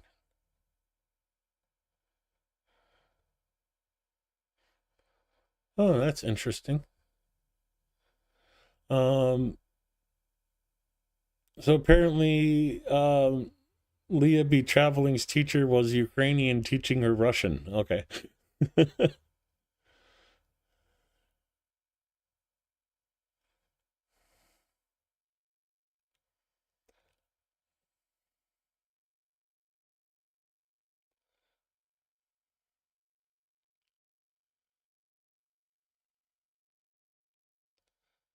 No, these aren't the animal shelters that Rick raises money for. Rick raises for Hostomel Shelter, which is over by Kiev. Those two were in Lviv.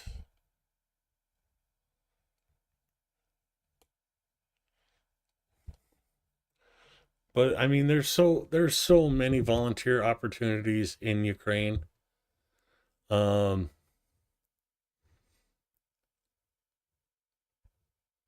Make a friend. Go on Engine, make a friend or two. Ask around. Say, hey, that's how I did it. I told you I still talk to my first student after 3 years. It's not just a student, a friend. I actually stayed in his apartment in Kiev while he was away for work. So it is what it is. Yeah, he's actually going to line me up an apartment while I'm there this time. So, probably one of the best friends I've ever had. Literally. Type of guy that give you the shirt off his back. and not think twice about it.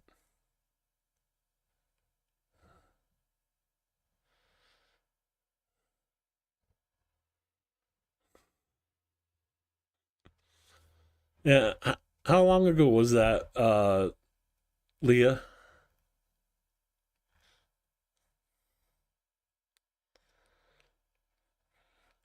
It was,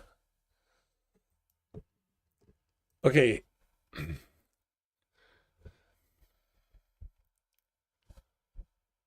If you guys have not seen this film, check it out. There's one line in here that makes this kooky vampire movie worth watching.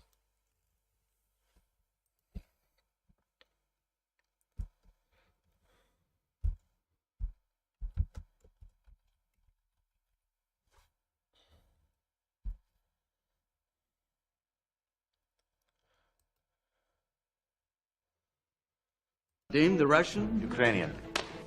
Ashman. How do I replay? Name the Russian? Ukrainian. Ashman.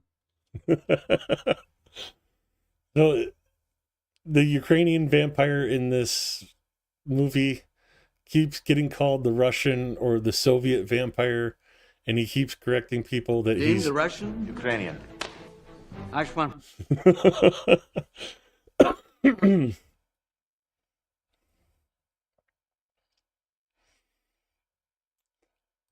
So yeah, that's just stuck in my head.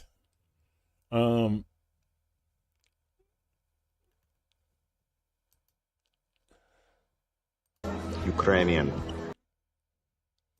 Ukrainian. You have to watch the movie to get the joke, but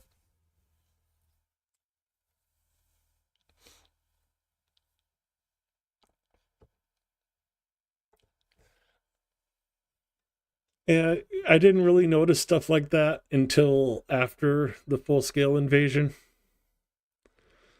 But I mean, that movie's from 2012, before even Crimea and Donbass.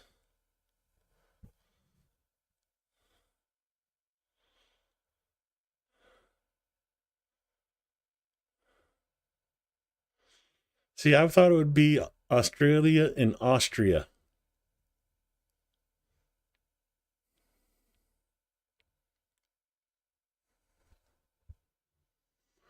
Moving right along. Do-do-do-do.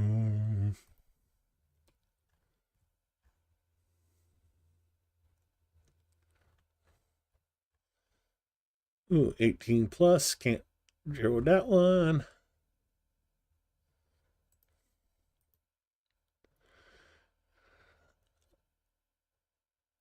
The enemy tried destroying positions of the 77th Brigade on motorcycles and were hit in the teeth. Destroyed 7 motorcycles and 7 Muscovites. Okay.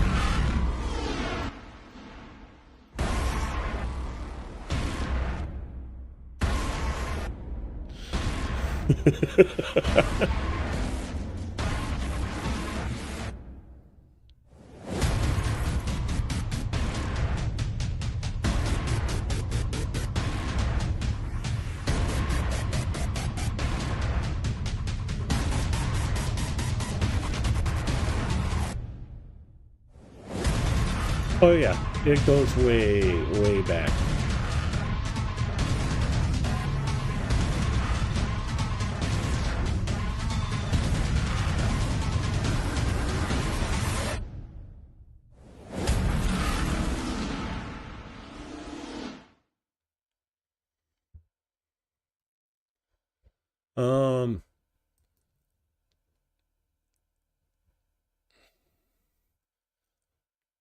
Let me put it this way. There's a reason that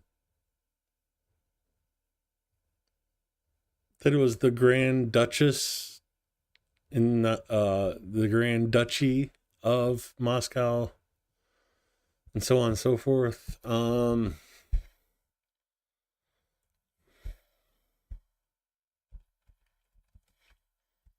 Well, take in a little deep dive of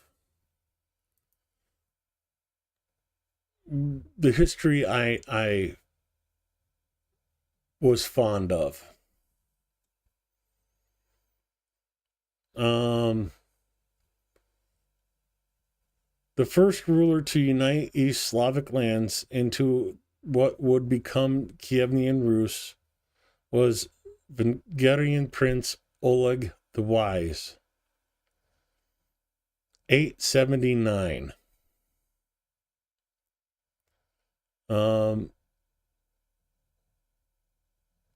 That's the start of Kiev and Ukraine right there.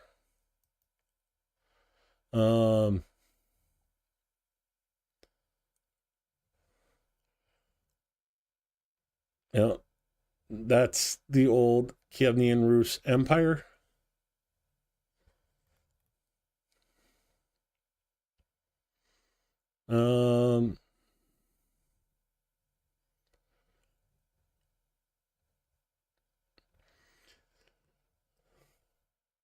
Kievan Rus finally fell to the Mongol invasion in the mid 13th century, 1264, if I remember correctly. Though the Rurik dynasty would continue to rule until the death of Fyodor of Russia in 1598. But there's more to it than that. The modern nations of Belarus, Russia, and Ukraine all claim Kievan Rus as their cultural ancestor, with Belarus and Russia deriving their names from it.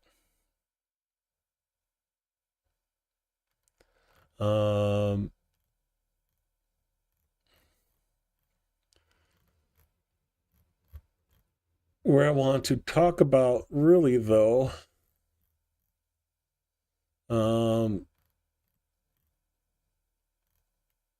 is the end of the Kievan Rus.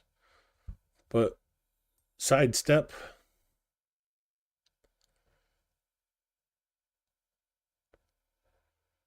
(1326) was the founding of Moscow.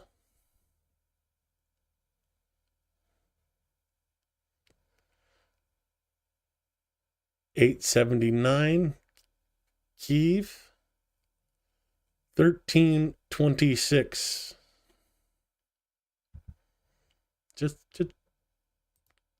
Just throwing that out there for one.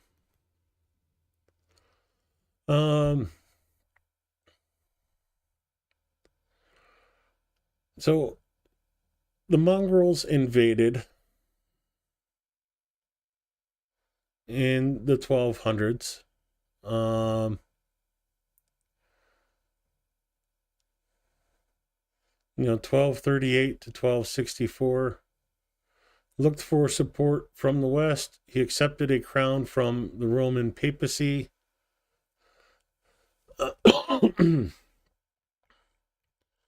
Oh, where is it?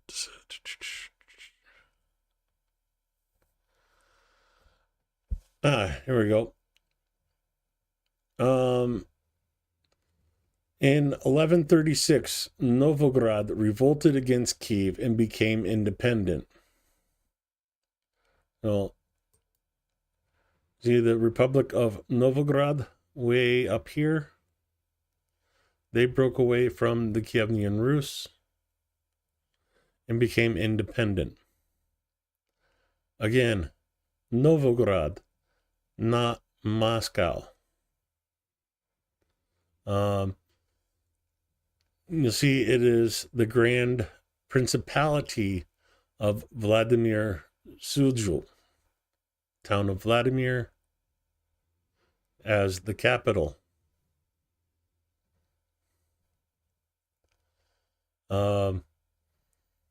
At best,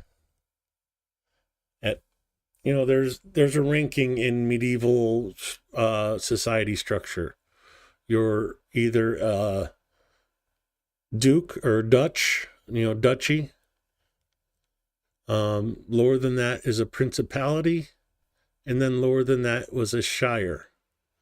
Moscow was a shire in the 1200s.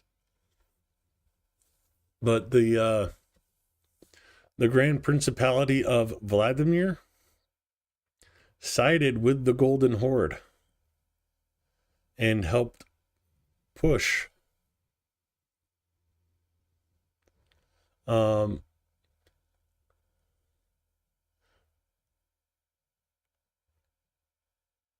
basically throughout the east of Europe and into Poland in 1241. Yeah, that's how Moscow became Moscow and the head city of the Grand Principality of Vladimir became the Grand Principality of Moscow because the Mongols didn't want Vladimir as the capital anymore. There was too much independence. I'll put it that way. So they moved the capital to Muscovy, and that's why Moscow is what it is today, because the Golden Horde came through. They turned traitor and turned traitor again when the Mongols didn't want the rulers in Vladimir. They wanted them in Moscow. It's old information, and the Russians have been trying to delete a lot of it.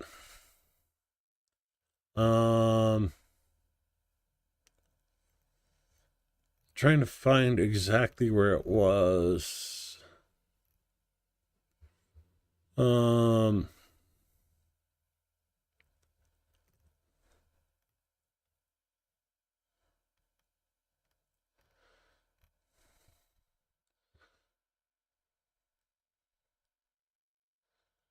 The siege of Kiev in 1240 by the Mongols is generally understood as the end of Kievan Rus. So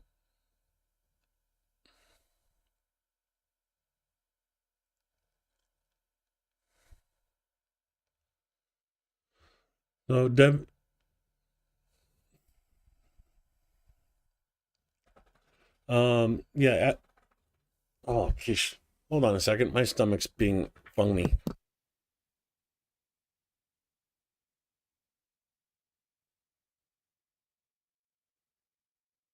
Be glad I muted the mic for that one. Oh. So the Mongols came in, attacked the Ryazan, so on and so forth. They attacked Moscow. Moscow basically threw up their hands and became part of the Mongol horde, and then later attacked Vladimir and Kiev. Kiev was not only sieged, but it was razed and burnt down.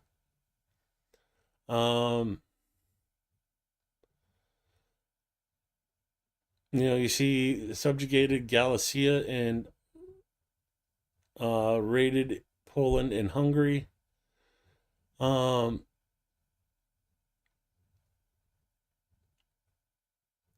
Yeah, this was the end of Ukrainian. The end of Kievan Rus and the beginning of Ukraine. Was in 1242. With Moscow, Vladimir, and Novograd all turning against Kiev. And throughout history, those outside of Kiev have been trying to rewrite the history and claim the dynasty of Kiev.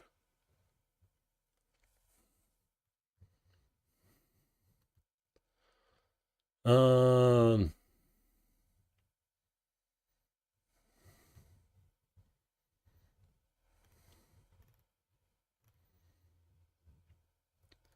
9th century See, 1139 map of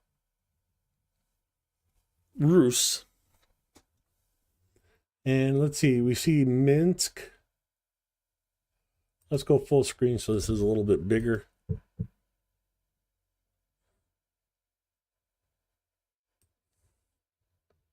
So you see Crimea down here, Kyiv here, and then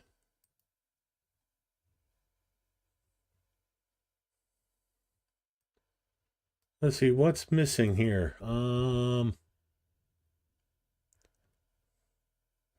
Novograd's here. Moscow should be like right here, but oh, here's the Moskva River. No, Moscow.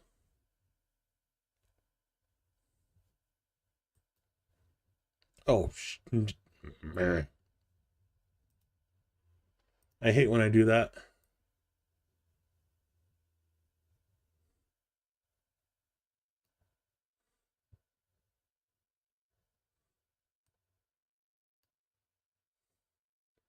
Let's go back down.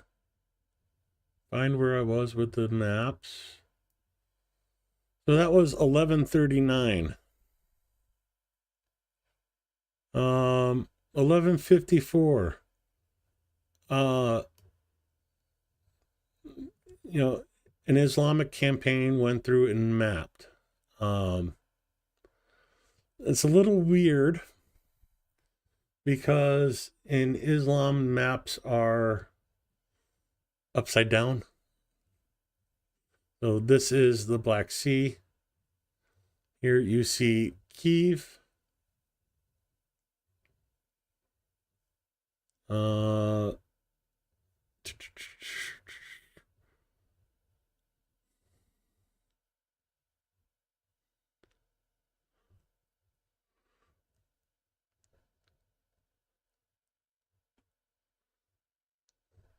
No, Salu,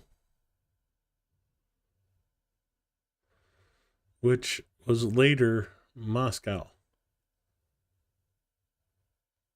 Not even a Russian name, but a Arabic name.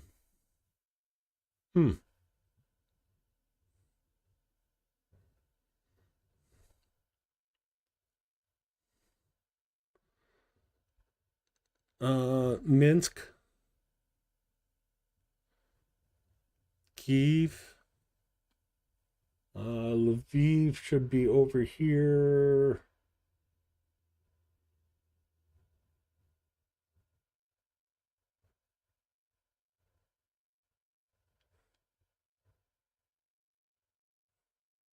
Galizia, which is later Lviv, right there.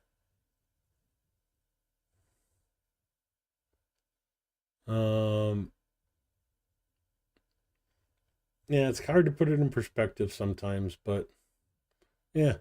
Galizia, which was later Lviv. Yeah, where's Moscow? Oh, right there under an Arabic name.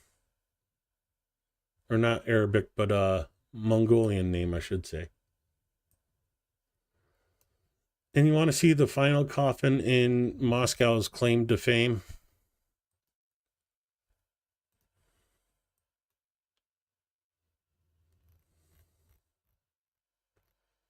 Well, let's zoom all the way out. Let's go to Mongolia. So, Mongolia. And let's drop into, no, yeah.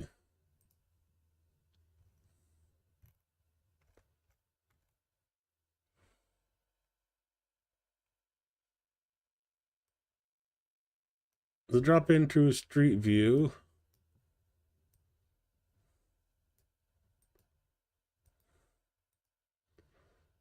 I was hoping there'd be signages around here, but let's look for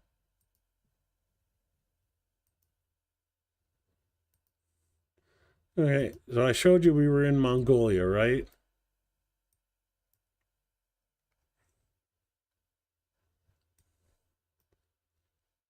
What language is that?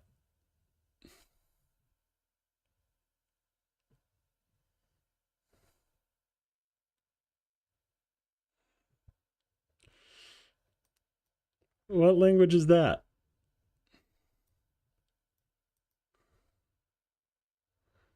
Let's get a little bit closer.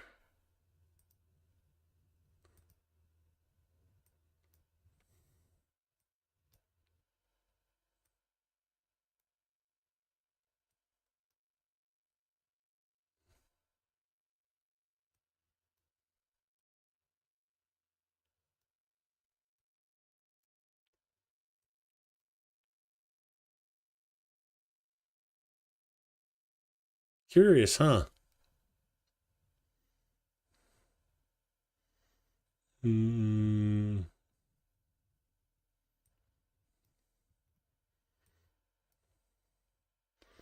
I wish Anton was here. Maybe Anton could answer. Because if someone speaks Russian or can read Russian, they'll tell you this does not make any sense to them. I know it doesn't make any sense to me, the limited Ukrainian I know.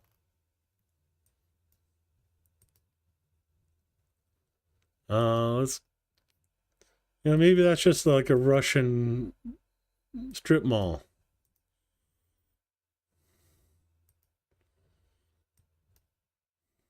There you go.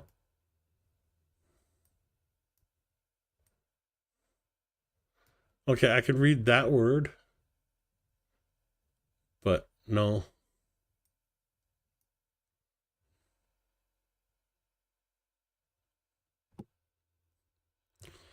Just, little things I like to nitpick about.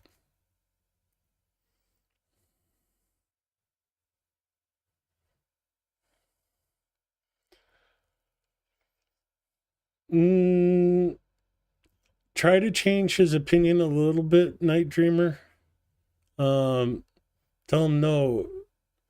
Russia or Mongols invaded Kievan Rus and made Russia.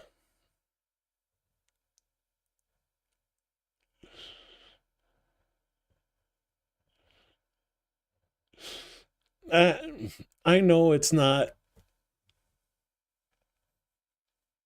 Yeah, I know what you're gonna say. Not Sherlock Holmes, and yeah, it's just I just like to just grab the knife and twist it a little bit and make them scream.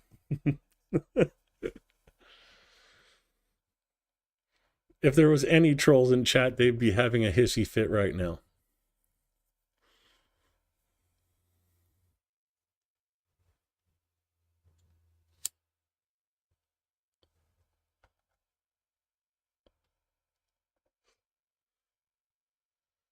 Um,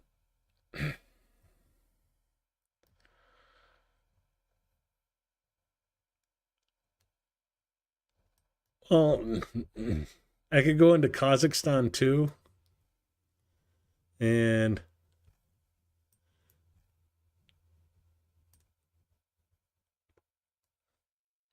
I'll tell you right now, Kazakh is different from Russian as well, but it sure looks the same, doesn't it?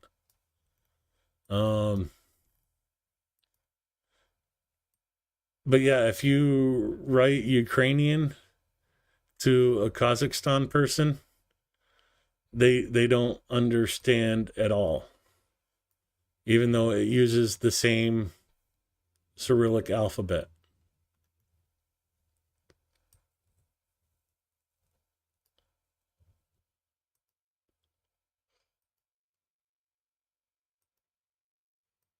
Let's see. Let's go down this way.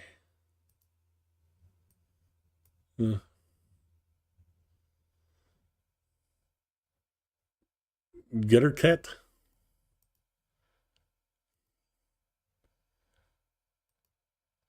So again, it's a Cyrillic alphabet, but it's the Kazakhstan variant. Don't want to close it. I just want to. The Cyrillic alphabet was imported from, well, Constantinople. Istanbul and Constantinople, Istanbul, a long time gone since Constantinople. Yeah. I don't remember the song other than Istanbul and Constantinople.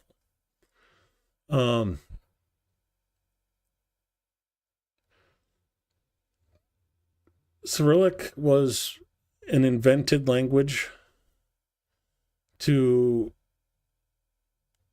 give the church a way to spread Christianity, Orthodox Christianity, to Kievan Rus in the was it? I can't remember the exact date, but in the 1000s to 1100s. And it spread from Kievan Rus to Novgorod, and then when the Mongol horde came in, they took the Cyrillic alphabet and brought it back east with them to Kazakhstan, Uzbekistan, Turkmenistan, and even into Mongolia.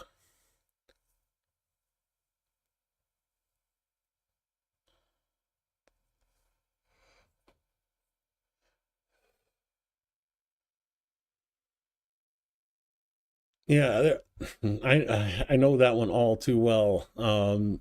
Night Dreamer, the best way to annoy a Russian is to not speak Russian. Mm-hmm.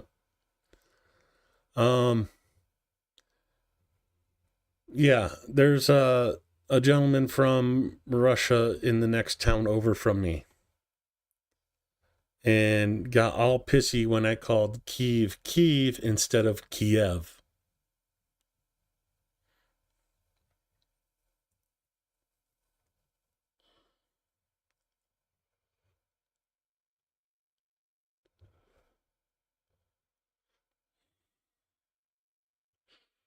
So yeah, the best way to annoy a Russian is to speak Ukrainian.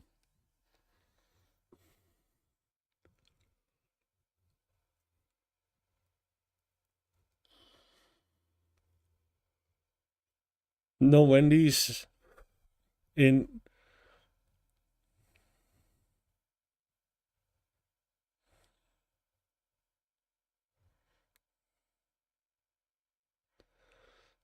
Subway's powered by Chat GPT. That's funny.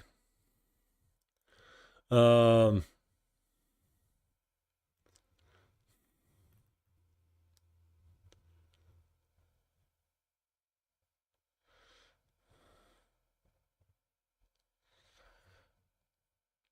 yeah, well, since you're here in my chat, Subway, tell me why my local Subway does not honor any of the deals on your app.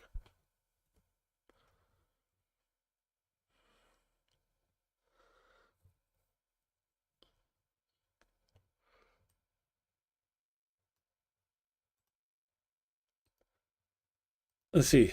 Does copy paste work for me? Oop.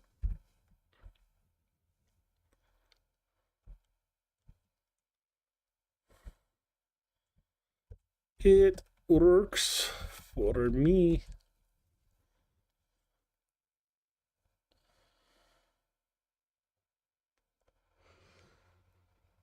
That's okay. I'm happy with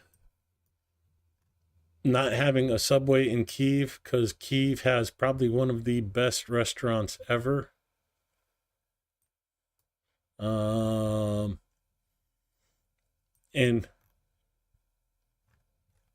yeah, I'm going to say this restaurant, because that's one of my favorites. But no, let's go over to the Voxelna.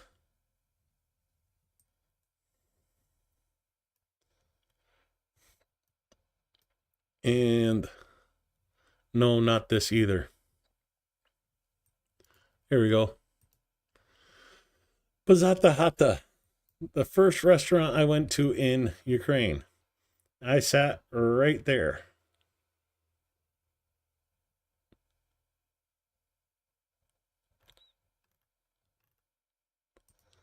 And yes, they serve cider.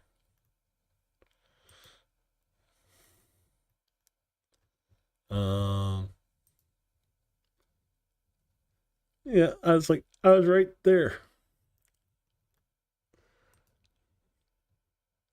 That might be even the picture of my meal. I'm not sure. I remember posting a picture, and I had the chicken Kiev and the borscht and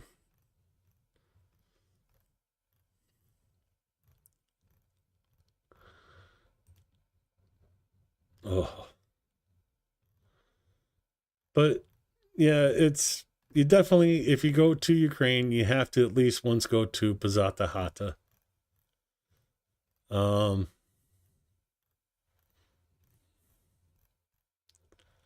It's kind of like cafeteria style, like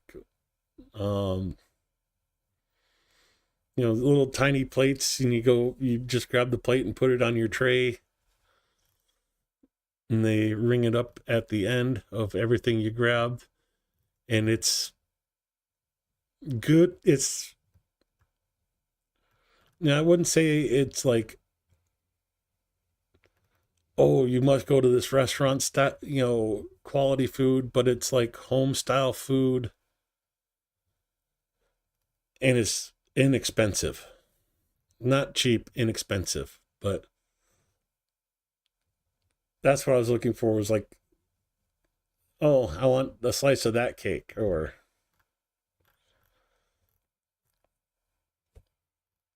I'm surprised they show all these dining areas. Yeah, that's the table I was sitting at right there.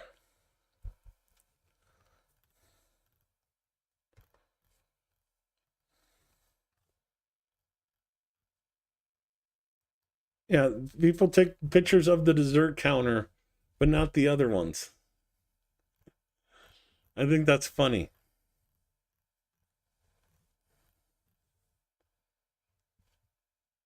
But yeah, this is...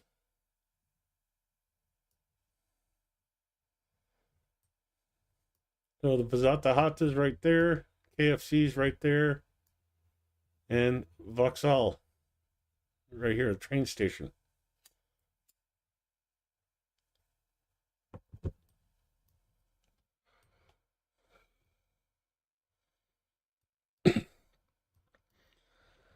So yeah, literally left the train station, went to Pozata Hata, because 19 hours from Warsaw to Kiev, nonstop.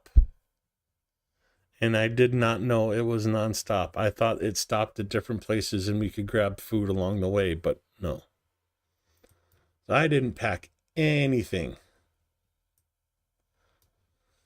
So yeah, hit the Pozata Hata, hit the Roshan. And if you're craving KFC, there you go.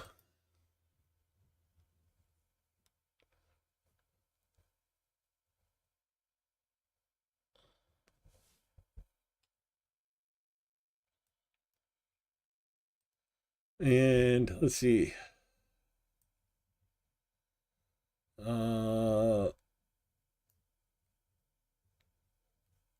It's not what I wanted to do. I wanted to come over here.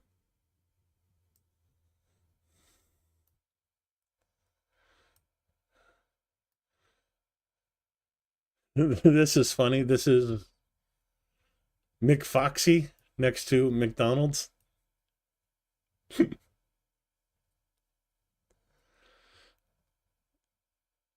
And a Don Taco truck parked on the corner. But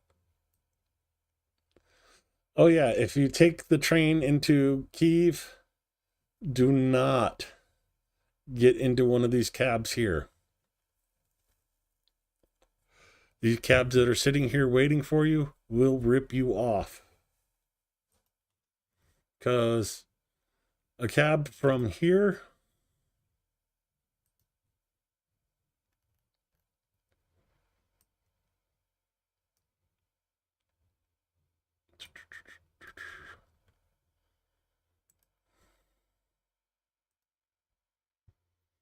get rid of Pizzata Hata.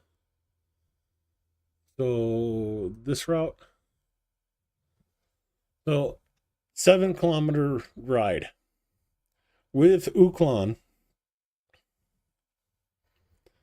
This ride cost me about 180 hryvnia. About $5. I grabbed one of the cabs here on purpose to see what it would cost me just grabbing a cab there so I could tell you this story. Grabbing a cab outside the train station and just any old cab. This trip in that cab cost me 780 hryvnia.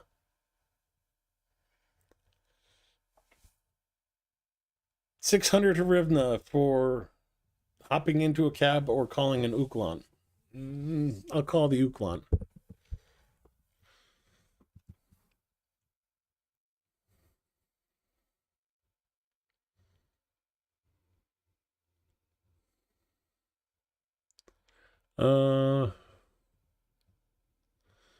Anthony Bourdain went there, yeah.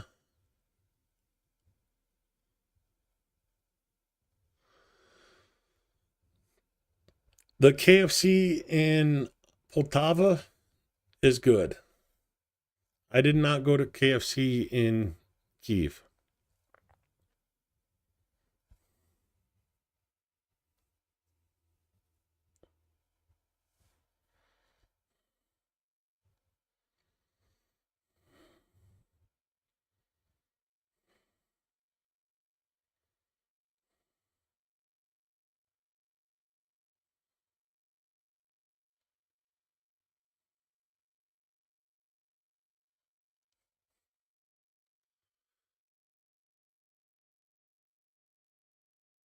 Free chicken at Nando's? I've heard of Nando's.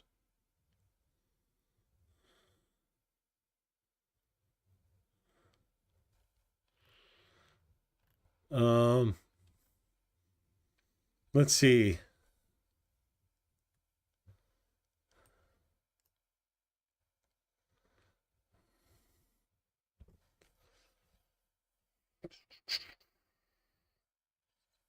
Oh, other tips and tricks for visiting Ukraine.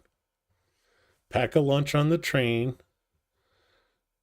Download the app Uklon and download the app Glovno. I had to yell at BB last night because she was ordering room service at her hotel, and I'm like, why aren't you using Glovno?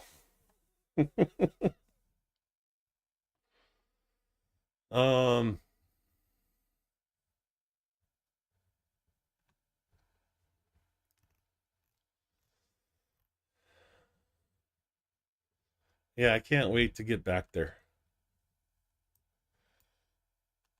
Knowing all the little tips and tricks that I know now, I could have a much better time, I think.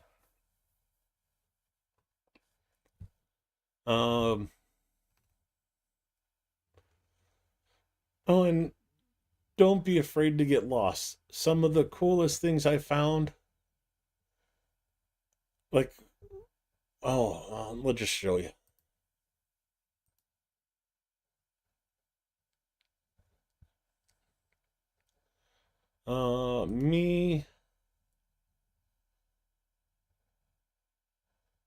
Me shorts.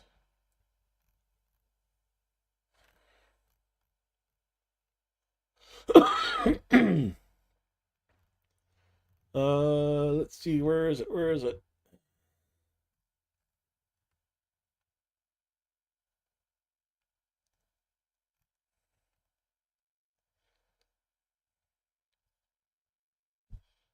Maybe it's in videos, but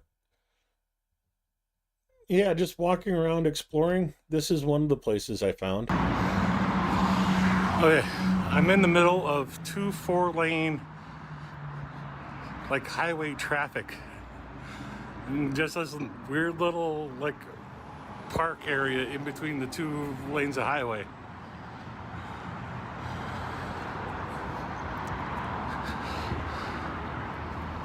This is Ukraine. Oh, that's one of them. Oh, and I'm down to 6.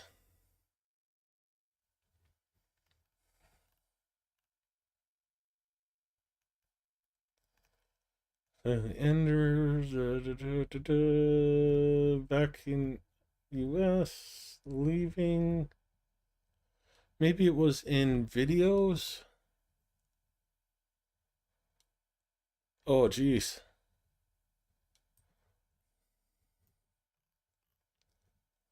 Yeah, here we go. Because it was 1 minute and 5 seconds instead of a minute. One of the nice things about not having somebody take you around is you make wrong turns and discover shit like this.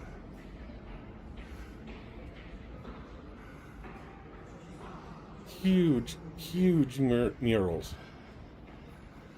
So, if I hadn't taken the wrong stairs, transferring from one metro to the other, I would have never found this, never seen it.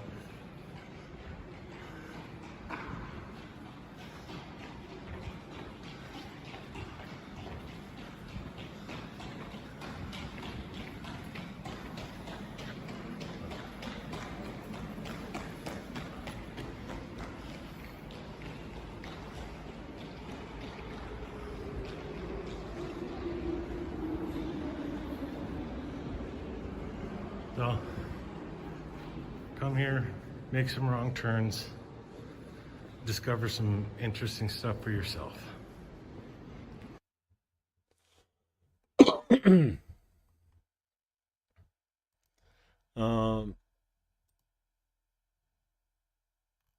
Shoot.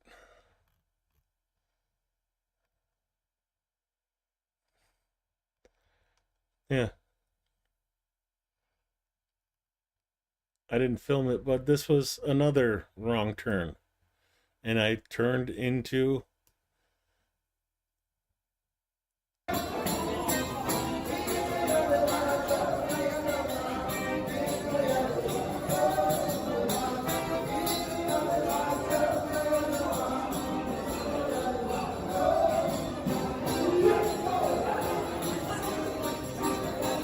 now, if you notice on the floor, there's little black footprints to teach you this dance.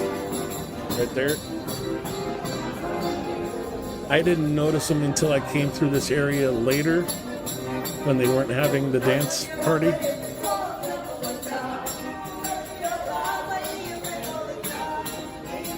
But yeah, there's the dance steps on the floor, so you can learn the dance in this little part of the metro station.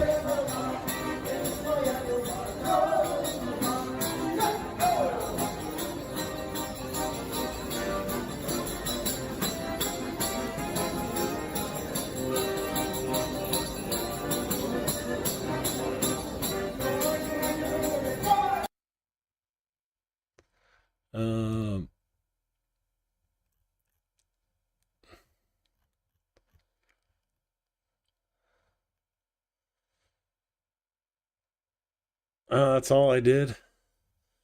And of course, well, this picture, let me show you. Get rid of that.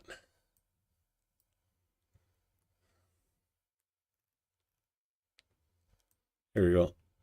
Sofiska.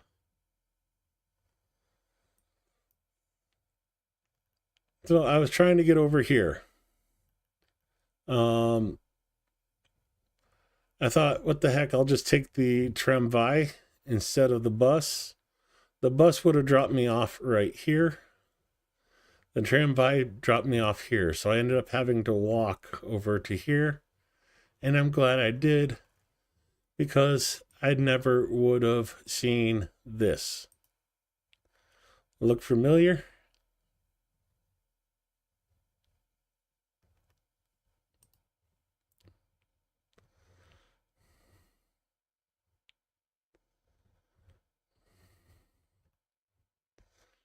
This was before the Russian strike in this field right here.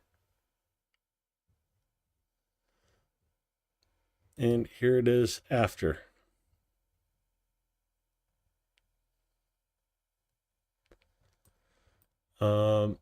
Another spot is this right here. This is a wildflower and herb garden planted by the city. You can kind of notice the shape of it, what it resembles. Yeah. There was a couple hits right in this area and rebuilt it and made it better.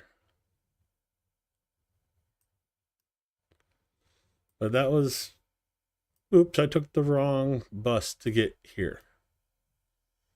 And now these two trees were taken out by the rocket attack.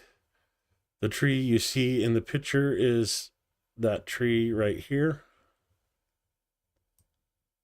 And, well, that's right where it was, or is. And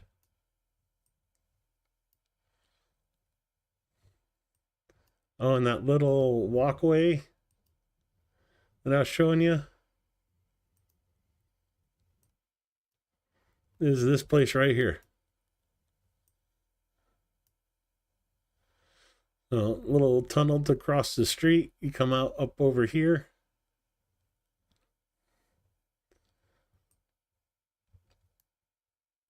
You put up some bushes or something around this. You would never know it was there unless you knew it was there. It'd be just a cool place to go sit and relax.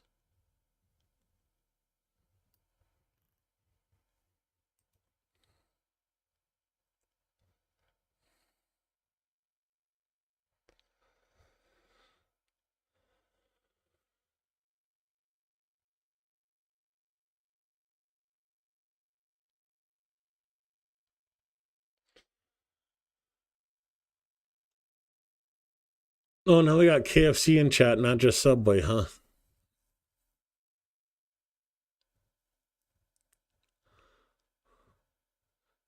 Oh,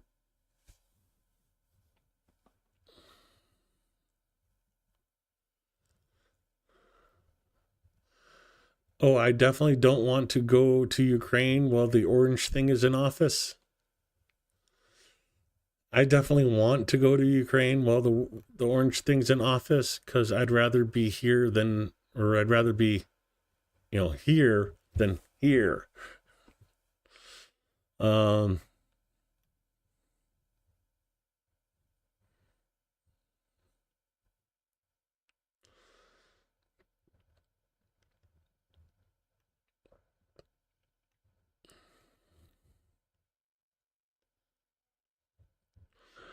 KKGG changing her name to IHOP. Here, you want a good place to check out while you're in Ukraine? I know it's right around here somewhere. I just can't see it now. There we go. Mama Mananas. Be prepared to get hungry.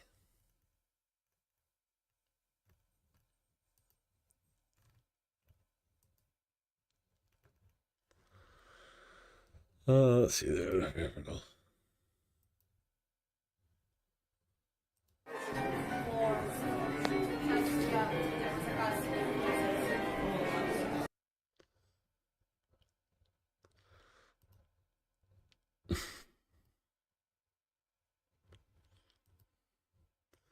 A little Georgian restaurant. They have all these little funny things out front, right next door to Pizzata Hata.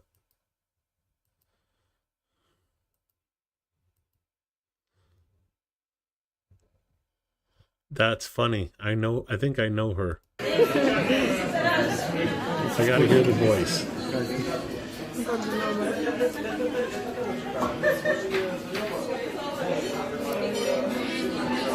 Come on, say something.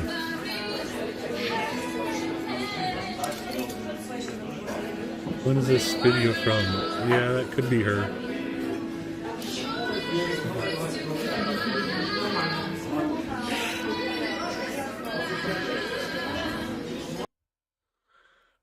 That's funny. I think I know her. I know her now where she's about 30 pounds heavier. Probably from eating too much Georgian food.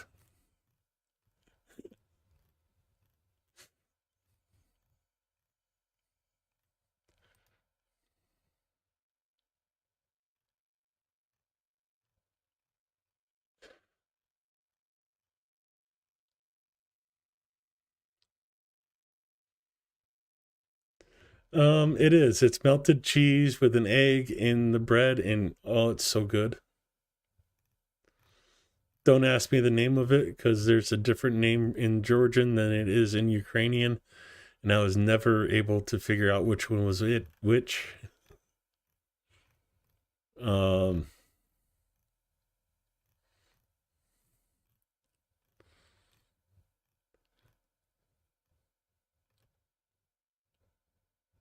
Yeah, Mama Mananas. It's pretty good. But there's a place over by where I was staying, over by here, called David, as in this building here. I think it's like right here. Really good Georgian food, mom and pop place. Ugh, good food.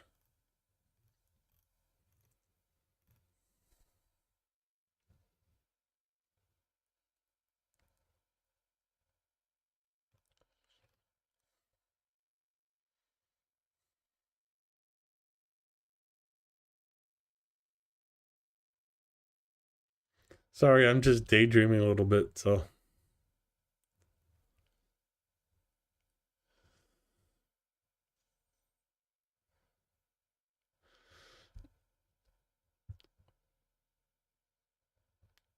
Yeah, that looks about right for Georgian. I was just confused, so I didn't learn either of them.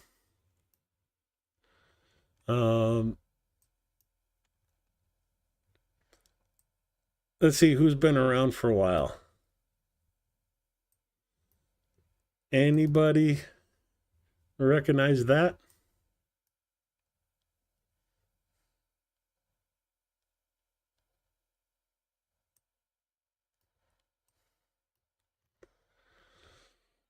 This was my little walking tour of the private housing district of Kyiv.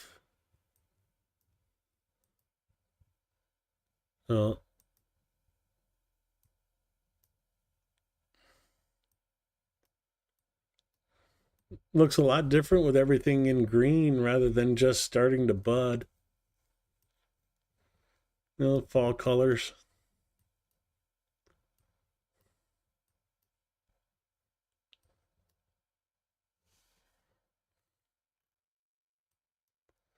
Let's see if I can get to the other side of the street.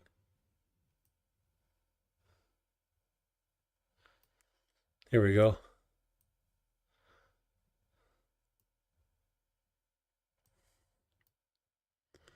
Yep. That's the road.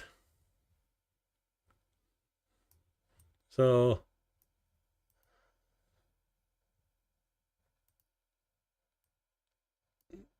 I was sitting on a bench. Oh, there's that bench that I was sitting on right there. Came over here. Walked down this alleyway. Well, street. But like little private houses, these were all just starting to bud up. Early spring. Early spring's like the best time to go to Kyiv. Like April, May, June, probably April and May are the best months. Yeah, I definitely went a little bit too early. I was there from February, March, and April. Came back home at the end of April, and everything was just starting to get pretty. Had the apricot blooms, the cherry blossoms, and as I was leaving, the apples and pears were just starting to bloom. Flowers were starting to come out, tulips and everything.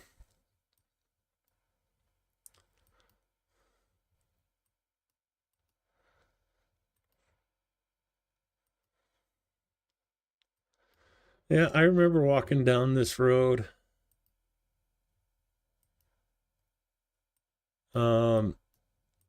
Back up. Tulips were just popping up right here. Oh, it blocks it. But you can still see some of the tulips right there.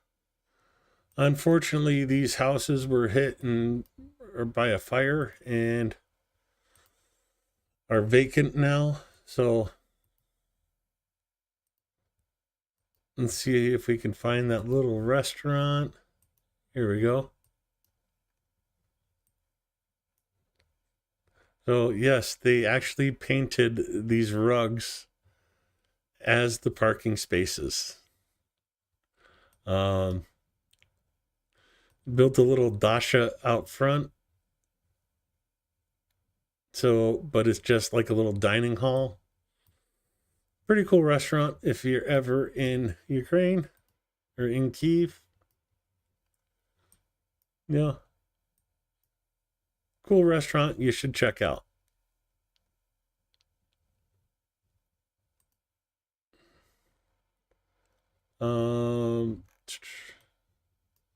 Get back there. See if they have it.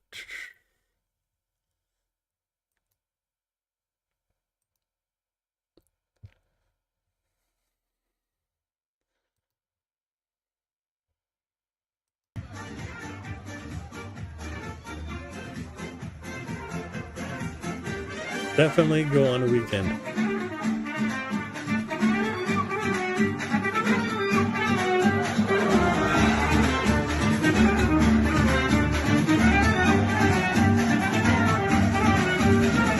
Щастя, здоров'я, многая літа, всім вам бажаєм радості, любові, щастя, здоров'я.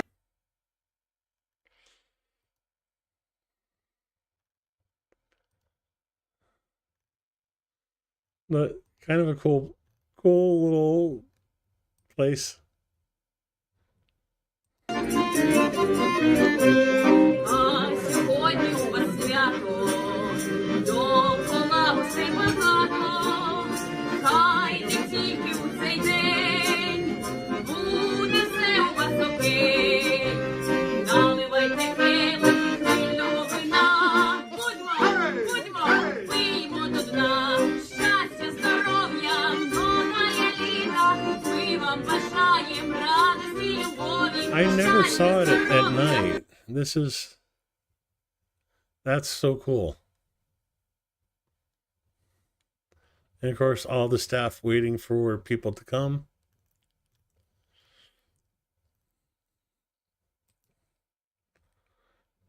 But dinner and a show. Україна, ти моя родина, ти моя.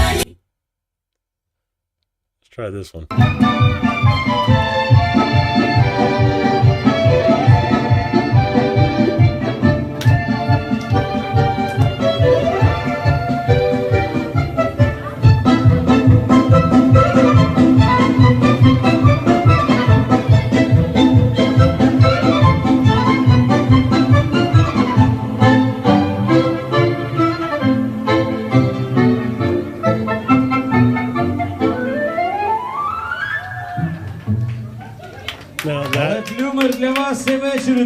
That takes talent, being able to dance in such a tight space with people walking around, serving food and drinks, and still hitting their cues and their marks. Bravo. But yeah, you won't find this place on Anthony Bourdain's No Reservations.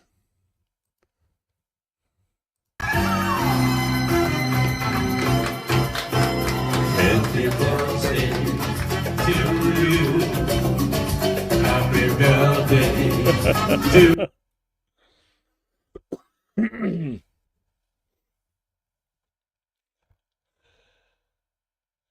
Well, yeah, just funny, silly vibe. You know, this is the kids' menu plate.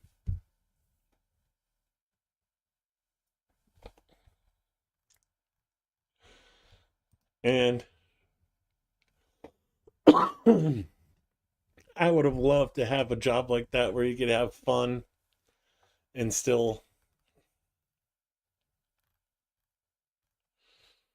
None of my jobs were fun.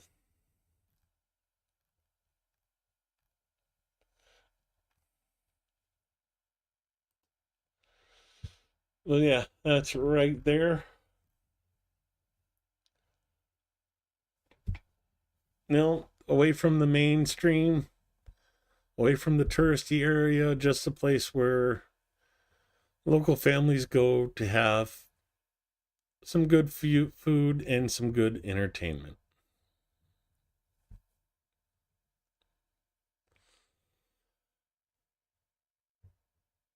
Michelle, I hope she is sleeping. Because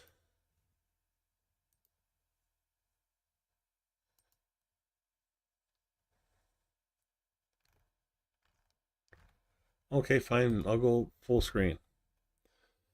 It is 8:37 a.m. in Ukraine. So hopefully she's either just waking up or is still asleep.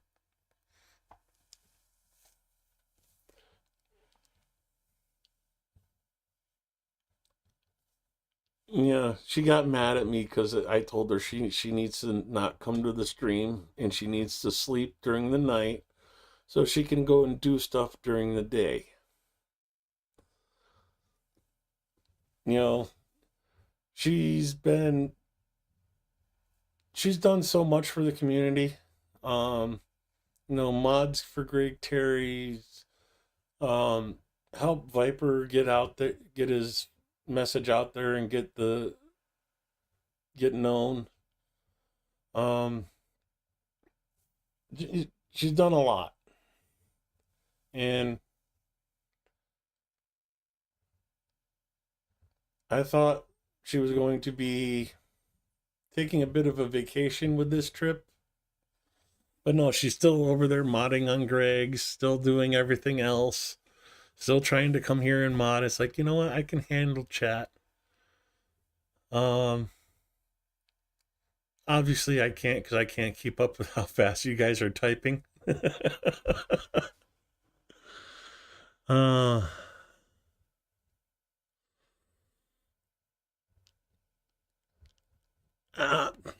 For me, it was really easy.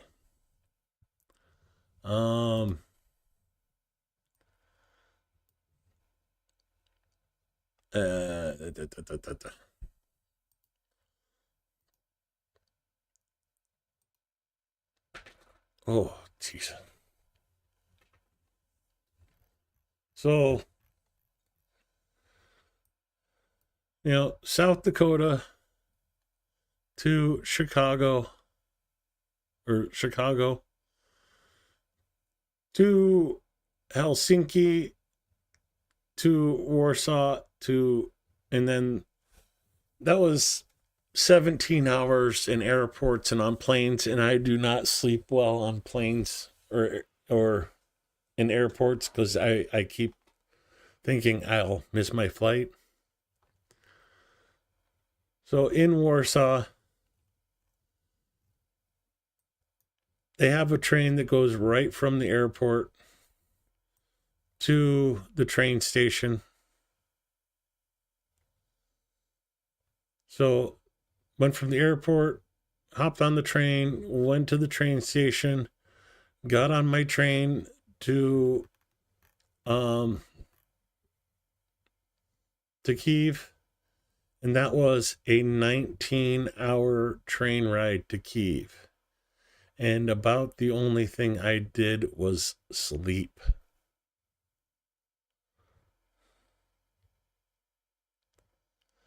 And we went from Warsaw to Helm. Yes, I know there's a C there, but apparently it's pronounced Helm.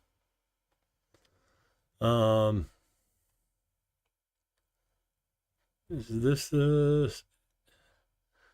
Yeah, this is the station in Helm.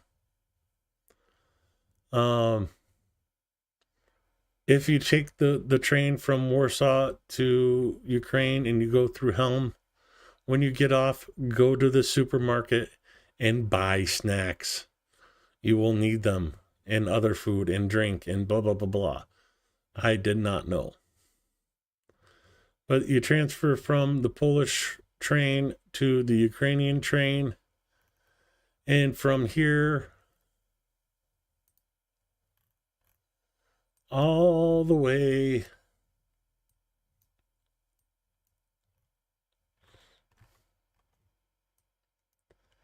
to here.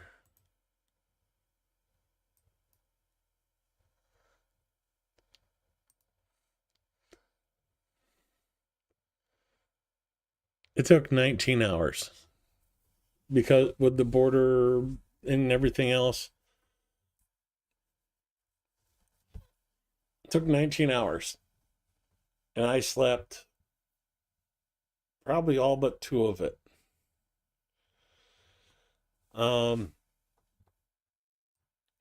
Got into Kyiv at 10 o'clock in the morning. Woke me up as we got into Kyiv. And there it was. No jet lag, no time. Yeah.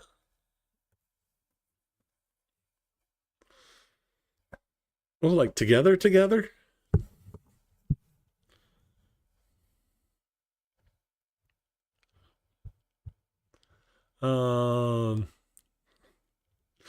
Okay, sorry, I did not see the original part of that.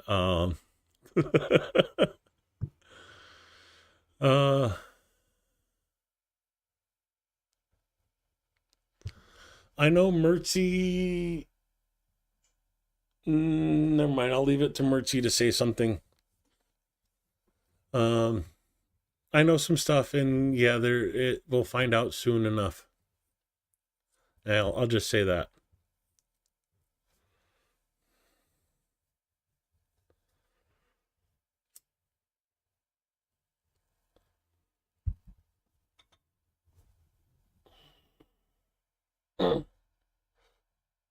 Ouch. You have to forgive me. I was being pinched.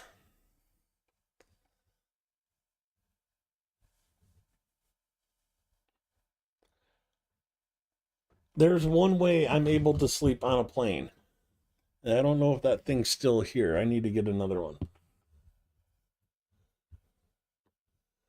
Anyways, those little tubes that you have mint in them, or spearmint or whatever it is, and you go, and it clears your sinuses. The only way I've ever been able to sleep on the plane was to take one of those and go.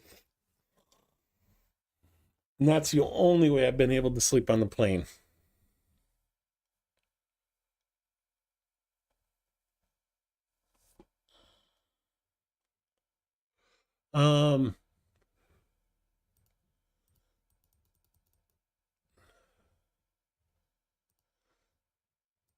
You can ask, doesn't mean I can answer. But yeah, Mertzi and BB went to Barcelona, picked up a truck in Barcelona, and drove it to Lviv. Um,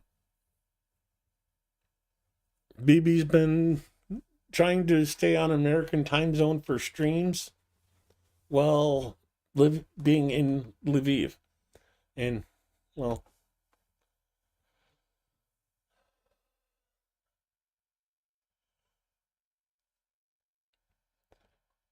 it's actually easier for me to sleep in a sitting position than it is to lay down, because if I lay down in the wrong position or roll in the wrong position, the disc in my spine slip, pinch my nerve, and, well, there's been more than a few times I've woken up the house.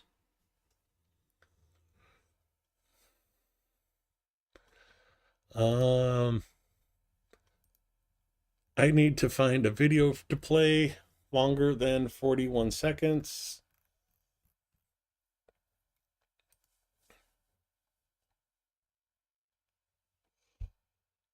Okay, I'm just going to play this one because I got to go pee. Зараз, в принципі, всі живуть одним днем, тому що не знаєш, коли прилетить, будеш ти завтра жити чи ні. Тому дуже цінно зараз спілкуватися з людьми. Так ніби от завтра ви вже не побачитеся. Ну, як, дай Боже, ця людина загине і ти не зможеш їй сказати щось добре. Або ти її сьогодні образиш і не буде можливості вибачитись.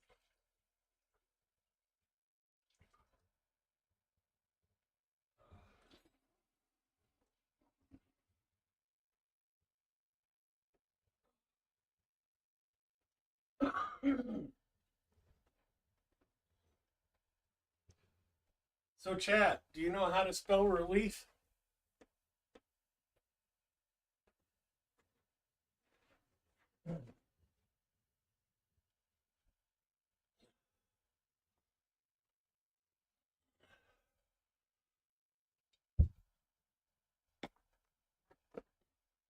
Did you hear my question?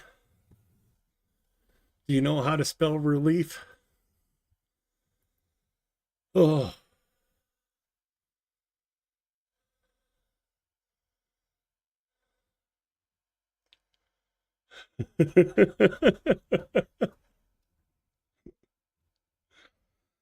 uh.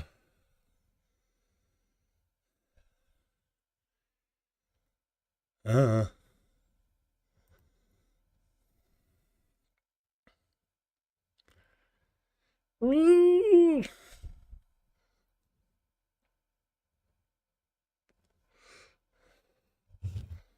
Oh, let's do some movie recommendations since I got you here and we're still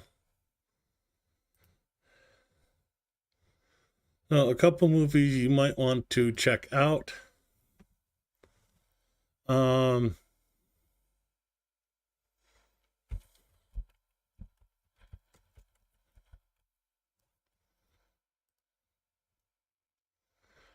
1995 movie with Alan Alda, Jim Carrey, and Rhea Perlman, directed by Michael Moore. It's kind of funny, but there's at least one part in there where they again refer to Canada as might as well being the 51st state.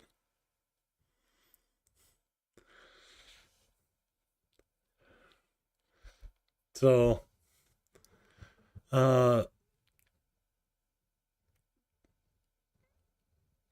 it's supposed to be a joke, but it's basically what's happening right now. So I don't know if Michael Moore was warning us back in 95 about what's happening now. Another one you guys should check out if you haven't. 13 Days. It is basically the story of the Cuban Missile Crisis.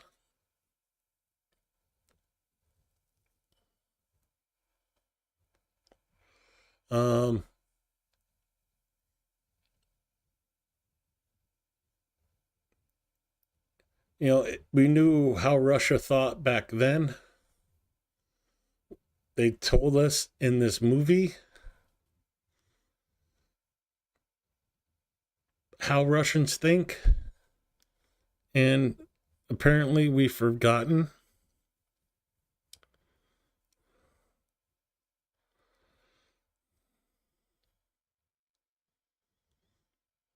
So there's at least 2 movies for you to check out. Oh, LJ, what was the other one I streamed?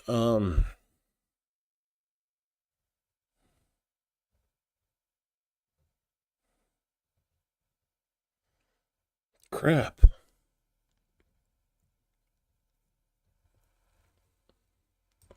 And the last movie I'm going to recommend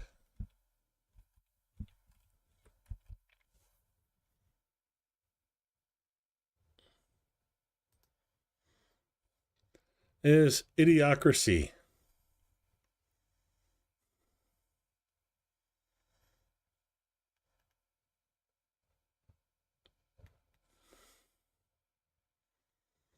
I think that sums up the world of today.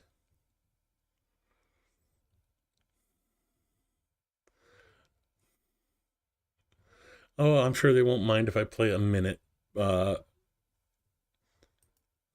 In evolution. But sadly, the greatest minds and resources were focused on conquering hair loss and prolonging erections. Meanwhile, the population exploded and intelligence continued to decline until humanity was incapable of solving even its most basic problems, like garbage, which had been stacked for centuries with no plan whatsoever, leading to the Great Garbage Avalanche of 2505, which would set in motion the events that would change the world forever.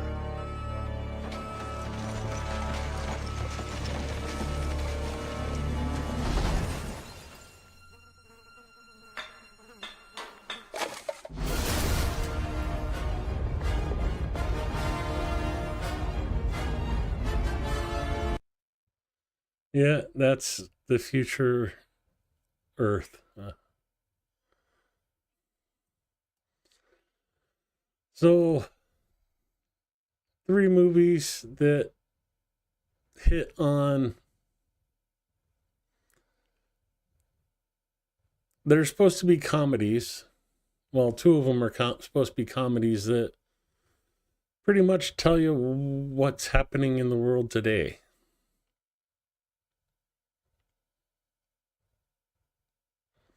How times haven't changed.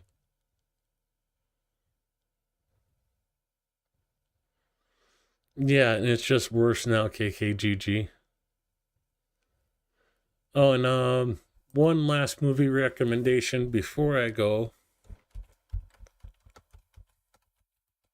If you have teenagers,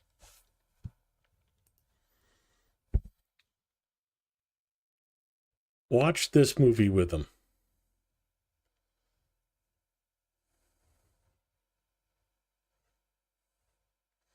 Yes, a very, very young Christian Slater.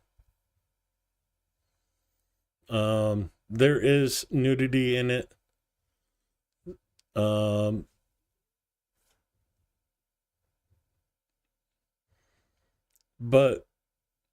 don't tell them how old the movie is. Just, play it, watch it with them. Just a teen angst movie, but you wouldn't believe how many times I've heard parents say, my kid said that movie speaks to them.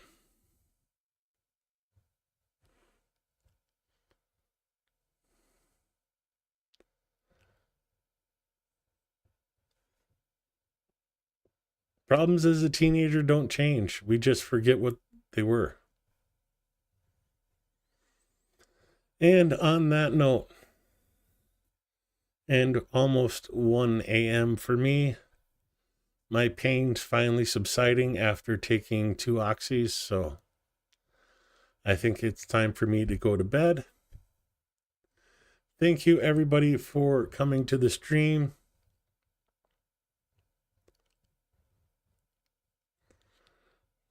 Spaceballs.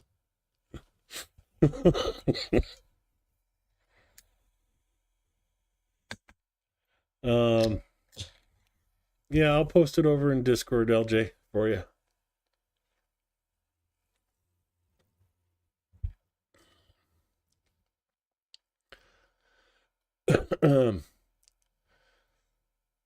Yeah, I'm going to say good night, everybody. Thank you for coming to the stream. Please, please remember to hit the like, hit the share, hit the subscribe button. But more importantly, please come to the Easter Pasanki fundraiser page linked in the top of chat or in the description below and hit the donate button. Because we are at $7,407 and going. Thank you all so much. Thank you for caring for Ukraine. And I'll see you all next time, which would be Sunday because tomorrow's Saturday and I'm taking a day off.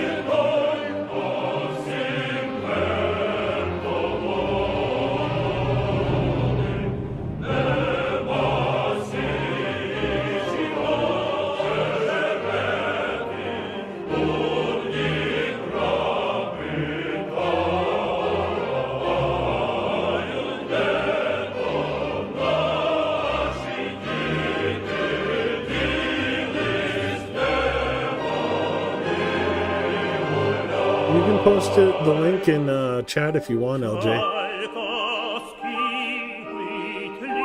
I think I have that turned on so anybody can post.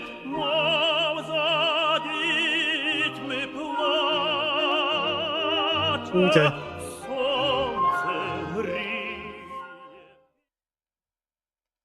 Good night, everybody.